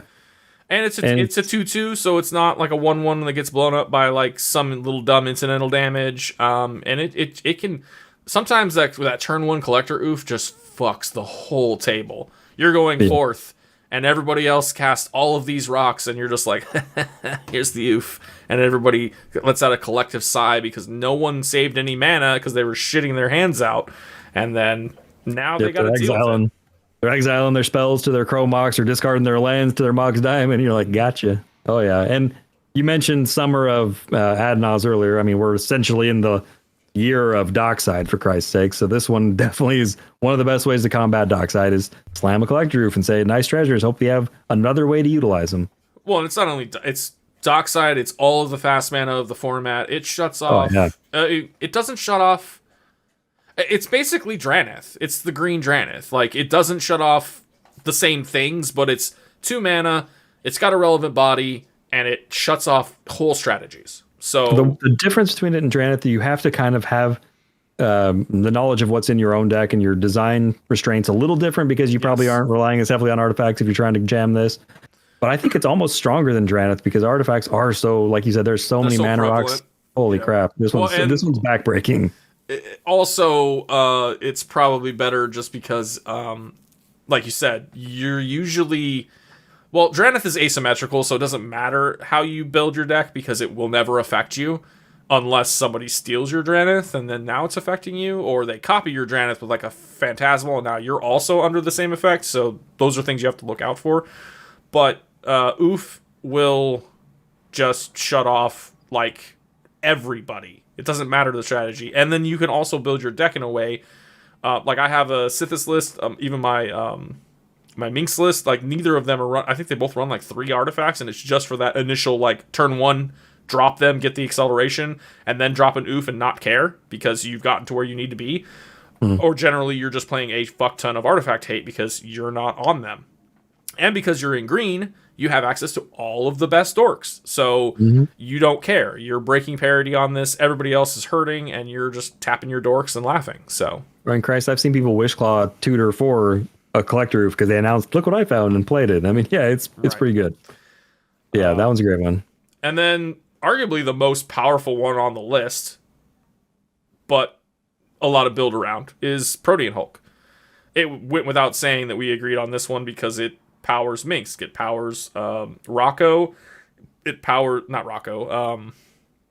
a pod list. It powers Minx. The other Minx. Veryl's Black Green one. There's so many pod There are decks. a lot of Protean Hulk decks, and it was the reason Flash got banned, essentially, because people were flashing Protean Hulk in, and it was automatically sacking because of the clause on Flash, which is why it got banned. So it's basically a huge 6/6 beater, but you don't care about that. You cheat it into play almost exclusively. If you're casting it, you're done something wrong, or you're very desperate. Or you're behind a lot of stacks, maybe. Who knows? So, like, for instance, in the Minx list, you play Minx, keys your sack outlet, you get an Academy Rector on the field, you activate Minx to sack the Academy Rector, that gets Pattern of Rebirth, which then goes and gets, or that attaches to your Boo. You sack the Boo, you go get your Protean Hulk, it comes in, you sack the Protean Hulk, and you go from there. Or you can use the Arena Rector, that can go get Vivian on the Hunt, which then does the same thing. Usually these piles also include, if you're in white, Grand Abolisher and things like that, so people can't interact with you anymore. Vivian goes more for the Kiki line than the Protean Hulk line, but yeah, I hear you. Well, that's how it ends. I mean, it ends the same way, either way. But yes, not always, but I hear essentially, yeah. I mean, they both end up, no matter which line you use or how you get there. I know that there's Protean Hulk lists that have black that use other pieces, which I'm not as familiar with, but it basically is a win con in itself, that it hits the field and you have a sack outlet and you go and get piles of things. And sometimes those piles of things also bring it back again to get sacked again to go get more piles of things. And pretty soon you've put together, 4 to 6 piece combo that now just wins you the game. And 90% of the time, because there are no spells cast in the midst of that, you can win under Rule of Law, you can win under most stacks pieces. The only thing that you're fucked with is like ETBs or LTBs being shut off, or the graveyard being shut off. So there are things that can stop it, but it is one of the most powerful strategies in green. So that's why it made our list. The rest of it, I had 2 more. You had 2 more, and then we had some honorable mentions. So the 2 that I had listed, which could take them or leave them, these were the ones that were hard to say, and some of the ones that you said are probably better. But I picked Allosaurus Shepherd because it is a 1-drop. It's an elf, which is a relevant body type. Pumps your Priest of Titania and whatever. It's still just a 1/1, but it has the clause that your green spells can't be countered. It also can't be countered, so you can't stop it from coming down, and you can't stop anything that's green coming down. So if it's a mono green deck, all your shit's protected outside of colorless spells. If it's a multicolor deck, it's just the green spells, but usually those are the ones you're trying to protect, and that's why you're casting this in the first place. Right. It's not as good as like a Neoform, whatever. Right. It's not as good as your Grand Abolishers or your Silence effects, but if you're in, decks that don't have white but do have green, it does that thing for you. It also has a weird pump effect for elves, so if you are in an elf ball deck, this is a slam dunk because it's going to pump all your elves and turn them into dinosaurs, and that can be a finisher in a sense, but not usually the reason you're playing it. The other is Endurance, and that's namely here because it's a flash reach creature that can potentially save your life, or more importantly, when it ETBs, it puts somebody's graveyard onto the bottom of their library. So if somebody's exiled their whole, or milled their whole library, or whatever the case is, you can now put it back so that they don't win with Thassa's Oracle or Hermit Druid or whatever. Yeah, breach lines, etc. Yep, it's a great piece for that. You can also, I think you can target yourself with it. So if somebody's going after your grave and you're on the middle of your Hulk loop nonsense, you could protect your own graveyard if you need to, if it's irrelevant. You can save yourself. There's a number of things that can be done for sure. For sure. The 2 that I would argue would belong on this list, Hermit Druid. It's just one of those like original boogeymen of the format, and I think still relevant. Still playable. With Tyvar's printing, I think it's become more relevant again, personally, but Hermit Druid's just terrifying. There's definitely deck restrictions. You can't run basics, or if you do, you're doing something really weird. So you just activate it, dump your whole your whole library into your graveyard, and do something to win the game, most likely. So Hermit Druid, definitely one of the ones that I think is on the list. The other one is my least favorite card, and that's Seedborne Muse. I understand it's a powerful card. I just hate it because it never the effect never resolves itself quickly, and you feel like you're watching one person play solitaire in between a little bitty action between each other players a lot of times. Sure, it's easy to remove its creature, but it is a 2/4, so you can't bolt it. I hate this card. I understand it's great. I play it in a couple of lists, but I hate this card. So honestly, I don't think it's that bad if Thrasios didn't exist. Honestly. Like, if Thrasios didn't exist, this is just kind of it's like the artifact one that I play in Shorkai. Is it not Clock of Omens or whatever? What's the other one? Yeah. Unwinding Clock. Unwinding Clock. There you go. So it's basically that. Like, Unwinding Clock is that. This is all non-land, so it's better, obviously. But no, like all permanents. Yeah, this is lands too. Which, right. Yeah. So, I mean, this one, it's super powerful, but unless you're a draw go deck or you're playing Thrasios, it's not doing you a whole lot of good. So, it is. I mean, I would concede this one over Allosaurus. It's probably something that belongs there. Endurance, I feel, is very good. I feel like it gets played a lot, but yeah. Anyway, Hermit Druid too, like. I'll throw out what you're thinking real quick. The honorable mentions, similar to Simian Spirit Guide, we have Elvish Spirit Guide. Probably the worst of the two, just because green is not as good as red, although mono green decks really love it and super fast, but also green just has so many dorks that, like, do you really need it? Whereas true, like, well, red has a fuck ton of rituals too, so I mean it's kind of the same. You could have a Spirit's Guide into a Rite of Flame, into a Pyretic Ritual, into a Seething Thong, into a Mana Geyser, into you just fucking spend a lot of time doing fucking nothing. I love it. I mean, there's also Skirk Prospector in red, for instance, which we didn't mention. It's another stupid powerful goblin. Anyway, so Elvish Spirit Guide, Destiny Spinner was the other one. It's similar to Allosaurus Shepherd in that your creatures and your enchantments can be countered, not your green spells, just your creatures and enchantments. So it's good. Like, they can't counter your Animate Dead, your Breach, your Food Chain, exactly. And keeps all your creatures protected, so it's good. It does cost 2 mana. It's also an enchantment creature, so like I run it in Sithis because it triggers her, but then also protects my further casts. So it was on my list, and I ended up cutting it for Allosaurus Shepherd just because of the restriction. It's a little bit more costly. It's a little bit bigger body. It also has a weird clause that you can pay mana to make lands into creatures, which is actually relevant in Sithis because of if you turn Serra's Sanctum or Gaia's Cradle into a creature and you have one of those auras that lets you pay to untap, it becomes infinite mana. So it's super good in that list. But in other lists, it's just okay. Whereas I think Destiny Spinner, if you're not on enchantments, is less good than Allosaurus, because Allosaurus Shepherd, if you're like mono green and you're not running a bunch of enchantments, you probably don't care and you want the 1 mana. And yeah. And randomly being an enchantment to feed a Dockside is also a weird downside sometimes. And it also opens it up to enchantment removal or creature removal. I'm not sure that there's a whole lot of things that they would cast that would kill an enchantment that wouldn't kill a creature. I'm sure there's stuff. I mean, but still, if you're in a food chain deck and you're trying to use this to protect your food chain, somebody Force of Vigors it and something else, and then you're just like, well, now I have to cast this food chain into the other 3 blue players. Great. Rough. Right. So I mean, honestly, out of the ones that we have here, I would say Hermit Druid makes the list for sure. It was one that I totally forgot about. And I think that because it's making a comeback, it deserves the spot. From here, I'm torn between, like, Endurance and Seedborne.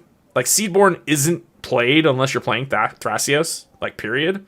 Whereas I think Endurance is played in a few more lists just for that anti-Thassa's tech and or other edge cases that we talked about, but it is a hard toss-up, and I am willing to defer to you to make this choice. So for this one, just because I think the only reason Endurance sees play in a lot of those lists is because they're sans blue, so they can't just counter it. Mm-hmm. So I think you'll see it more in like a Naya list or something. And while Seedborne Muse sees less play in other decks, it's the scariest thing in Thassa's Oracle, in my opinion, because, well, scary and or annoying, depending on your perspective.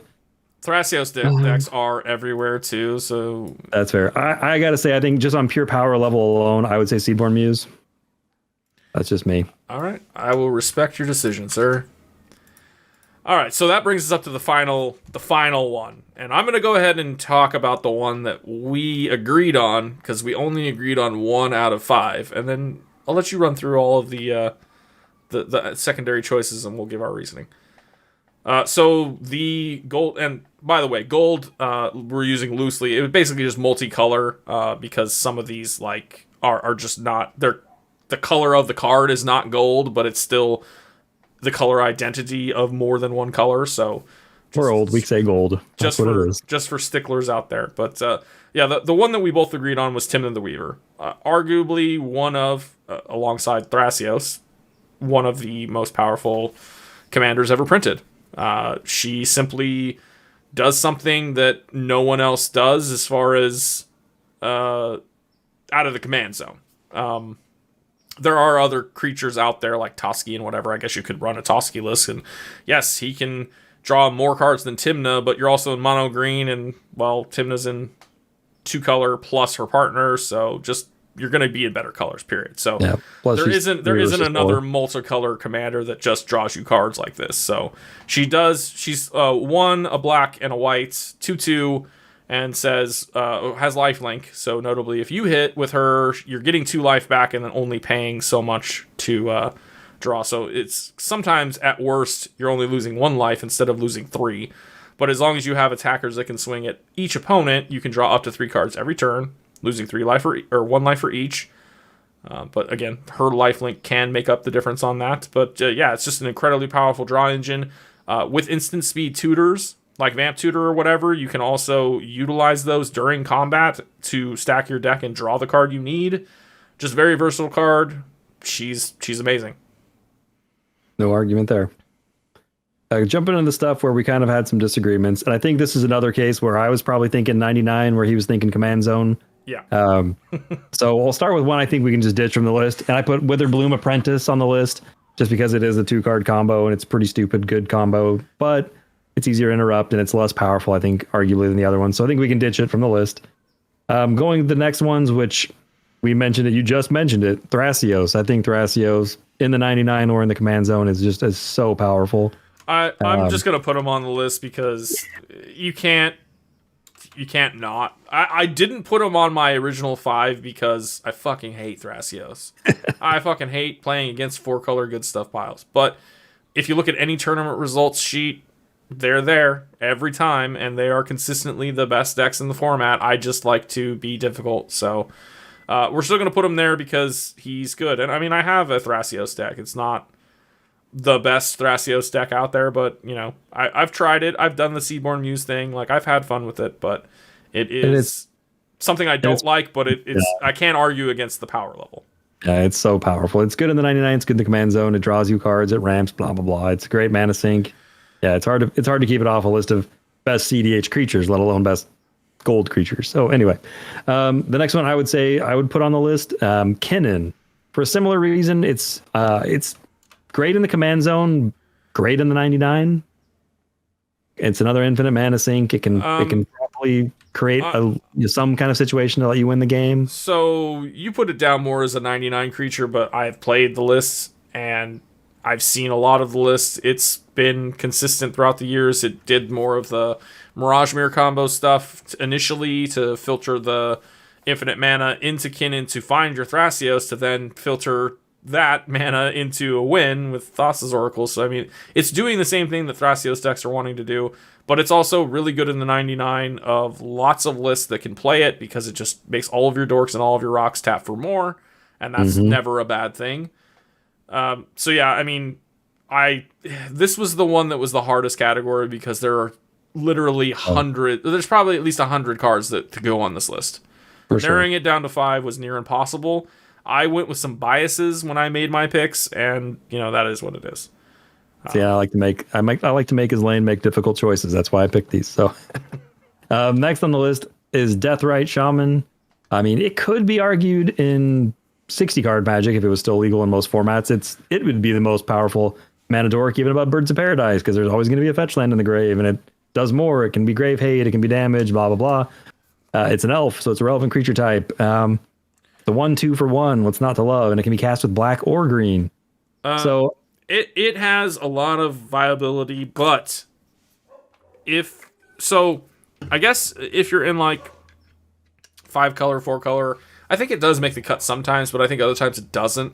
Also, if you're just in 3 color and you're not running either one of those, well, you have to be running both anyway. So if you're in 3 color that's sans green and black, like you're not playing it, whereas you are, if you're like sans black and but you have option for green, like you can't play it anyway. But you get what I'm saying. Like, this is why Birds of Paradise is better technically in this format, because it's just 1 mana. It always taps for mana. It can tap for mana of any color, whereas this is situational. If there aren't any fetches, you can't, or any lands in general, you can't tap it for mana. Then it becomes a utility thing, and arguably those other options just aren't used as much, and when they are used, it's fine, but it's just, I don't think this deserves a spot on the list. That's my opinion. That's fair. I mean, it's again 60 card Magic. This card was broken and powerful. In this format, creatures from the grave are less scary than perhaps Breach lines from the grave involving artifacts and instants. So yeah, I mean, sure, it's great against Reanimator, but again, when Breach is probably top 2, top 3 combo, it's maybe not as good. I can see that. I mean, it does stop some, or it can ping damage for incremental damage, but in a 40 life format, that's a lot less relevant. So yeah. Then we'll jump to cards that you put on the list, and I think I could definitely concede maybe a couple of these here. So go ahead. Yeah, so I mean, this first one, super biased. We both love the card. We've already talked about it. It's Minsk, and I only put him here because when I built him, he felt like the only Hulk deck that could just jam all of these stacks pieces to slow everyone else down that didn't affect him at all. And in that case, it was already strong enough when he had the Rector. And then they printed Vivian, and we got a second Rector, and it was like, holy shit, we have 2 different lines. They're both 1-card win cons, essentially, because they just go from there, and you can win under Rule of Law. It feels super strong. But compared to the other 3 that I had on the list, I think he probably doesn't make it because we only have 2 slots. I would agree. As much as I love the card, I don't think he can outclass a couple of these other ones. The one that I'm going to put my foot down that I think belongs here is Kraum. Kraum, bar none. Like, Kraum, I realize that he's only going to be played in the command zone, same as these other 2, really. But it's Blue Farm. Tymna Kraum, Blue Farm. Blue Farm is the best deck in the format. Like, it's always consistently posting top 16s, top 4s, yada yada, all of the tournaments that I've paid attention to. It's always up there. I don't play him with Tymna personally. I play him with Tevesh, so it's a Grixis list. But just, yes, he's 5 mana. That sucks. But he's a 4/4 flying with haste. You can automatically hit with him, and he's just as good of a card draw engine as Ledger Shredder or the Fairy Mastermind that we talked about earlier. Because anytime anybody casts their second spell turn, you draw a card. He's a great card draw engine. He's in good colors. He's a relevant body. He has haste and flying. So you play him, you hit somebody for 4, they're already on the clock, and now you're drawing cards to replace all the shit you threw down to get him out quickly. I think in that regard, he is worth inclusion. And to be fair, blue and red are both super strong in CEDH, so enabling those colors in the command zone is a very good thing as well. Yeah, I mean, what you said is right. He's very powerful. If there was a better blue-red commander with partner, would he see as much play? A better than this one? I mean, obviously, if there's better, no, there wouldn't. But if there was a cheaper one that had some kind of a draw effect that wasn't the 3-drop one that's terrible, he might not see as much play. But as it stands, yeah, he's pretty damn strong. I think the next step down from him is like Malcolm. It's not drawing you cards, but it's like kind of the same idea. It's a flyer. It's a okay body. It's getting you some value, or maybe Dargo. I don't know, because obviously we don't have anything to really compare it to. Out of the other 2 color partners, I mean, honestly, the only ones that I think are the best, they're already here. It's Tymna, Thrasios, Kraum. Like, I think those are the best. Bruce might be the next one, but he's going to be off of this list because I don't think he's as good. He's there mainly card for drawing is definitely better. So, yep, okay. I will agree with that. So then your next two, that one's going to be a battle to pick which one goes in the five spot, not the 5 spot, but the 5th on the list. You know what I mean? The last two are Najeela and Winota, and my heart tells me Winota because I love that deck, but Najeela is just it's the 5-color queen. She's got all the colors. She's got inevitability out of the command zone. She has a 1-card win con with Derevi. She has all 5-color good stuff. Every win con you can think of. You can build her in any way that you want. And Most people, be it build her with, it's Adnaz, or it's just, whatever value pieces, all the tutors. You're running Thoracle, you're running Breach Lines, maybe. You probably don't even need those. And like I said, her inevitability, if you get in a stacks game, but you've played her before the Drannith came down or whatever, or there's no Drannith, but there's a lot of stacks, you swing with her every turn. First turn, you get a warrior. Second turn, you get 3 warriors on top of the 2 you already have. And then you get more, and then you get more, and, it's over. Even if you can't get Derevi out, still being able to get to Wooburg is just enough to get an extra combat every turn, which doubles up those tokens. Even if there's blockers, you might be losing some, but you're getting more. You start adding in professional Facebreakers and Grim Hirelings and other things, Toskis, whatever. You're now getting more. You put in Chatterfang, you're getting more tokens. It's just everything that she enables is crazy. But then Winota, you've got snowball stacks. You could slow down the whole table, slam down these crazy cards like Rick and the fucking double striker thing, and there's so many I can't even name them all off the top of my head, but it just goes from Winota hits the field, next turn she attacks, and all of a sudden you went from 2 creatures on the board to 6, and some of them are hate bears, so now you're slowing more people down, and then you're also playing artifacts and enchantment hate pieces. So it's tough, and they've both put up a lot of results. I think Najeela probably more than Winota, but I feel like Najeela has to take it just for the sheer fact that she's 5-color. She's got all of the common win cons for Grixis and whatever that are arguably the best combos in the format, and then her own inevitability plus her own 1-card win con with Derevi, which is or Grim Hireling also in 1-card win cons. And I would say, so the argument I would make, and I'm not really arguing because I think it's Najeela also, because it's easier to cast it and you don't have as weird a deck restriction building it as you do with Winota. Yeah, Winota you have to do the near 50-50 human, non-human split to get a really reliable amount of flips, which I honed that in pretty good with my list, and it's great. But like you said, Najeela, she's a Jeweled Lotus on turn 1, and you got her. And if nobody can counter her or stop her, she just takes off. Yep, and also you're not playing blue if you're playing Winota, so you can't protect it as well. The argument Winota I would have all the silence effects, but so does Najeela. Right. So. Yep. And the argument I would make for Winota is it is better in the 99 than Najeela. I have seen Winota in some 99s, and that's not an uncommon thing. I mean, maybe not. No, I've seen it too. But I've definitely seen it.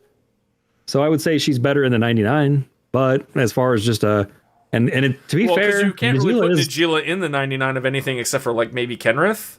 Yeah, you could probably do some weird crap. Who knows? But well, no, because of her color identity, she's a 5-color, so you can't put her in the 99 but I'm saying it's a 5-color. You could build Gigantha as your commander and play, I don't know, who knows? Sure, you could do weird crap with it. But I would say the deck restriction that Winota causes you to build if she is your commander is worse than Najeela. In the 99, Winota's better. Overall, Najeela is probably better, even though technically it is just a red creature with Wooburg ability, so I don't even know if it qualifies for this. We could caveat that. But as far as commander goes, that's what I said at the very beginning. Beginning.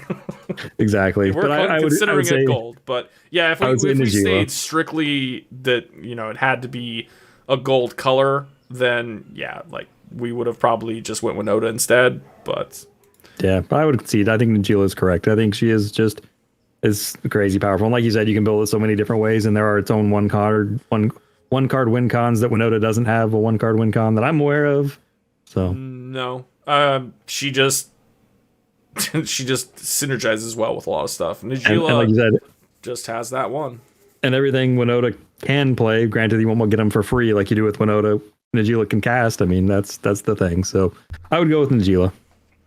All right, well then, that pretty much wraps it up. We've got quite a list here. I will post all of these and our finalized list here. I'll post in the show notes as well, so people can take a look. That was fun. I guess I misspoke.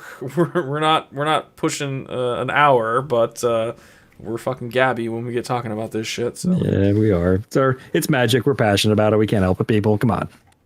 Hopefully you enjoyed this though, and we're gonna continue this series. As I said, it may not be every time we release a new episode, but we're going to touch on instant sorceries, enchantments, artifacts, lands, art. I think there was something about maybe our top 5 battles. Who knows? Who knows? Probably not, but we'll see. They haven't all been spoiled yet, so. Maybe we could do top 5 planes from Plane Chase. Who knows? Oh man, I'd have to do some research, so we'll see. I mean, we got 5 or 6 new ones coming, so we'll see. We may do some gameplay with that kind of stuff too.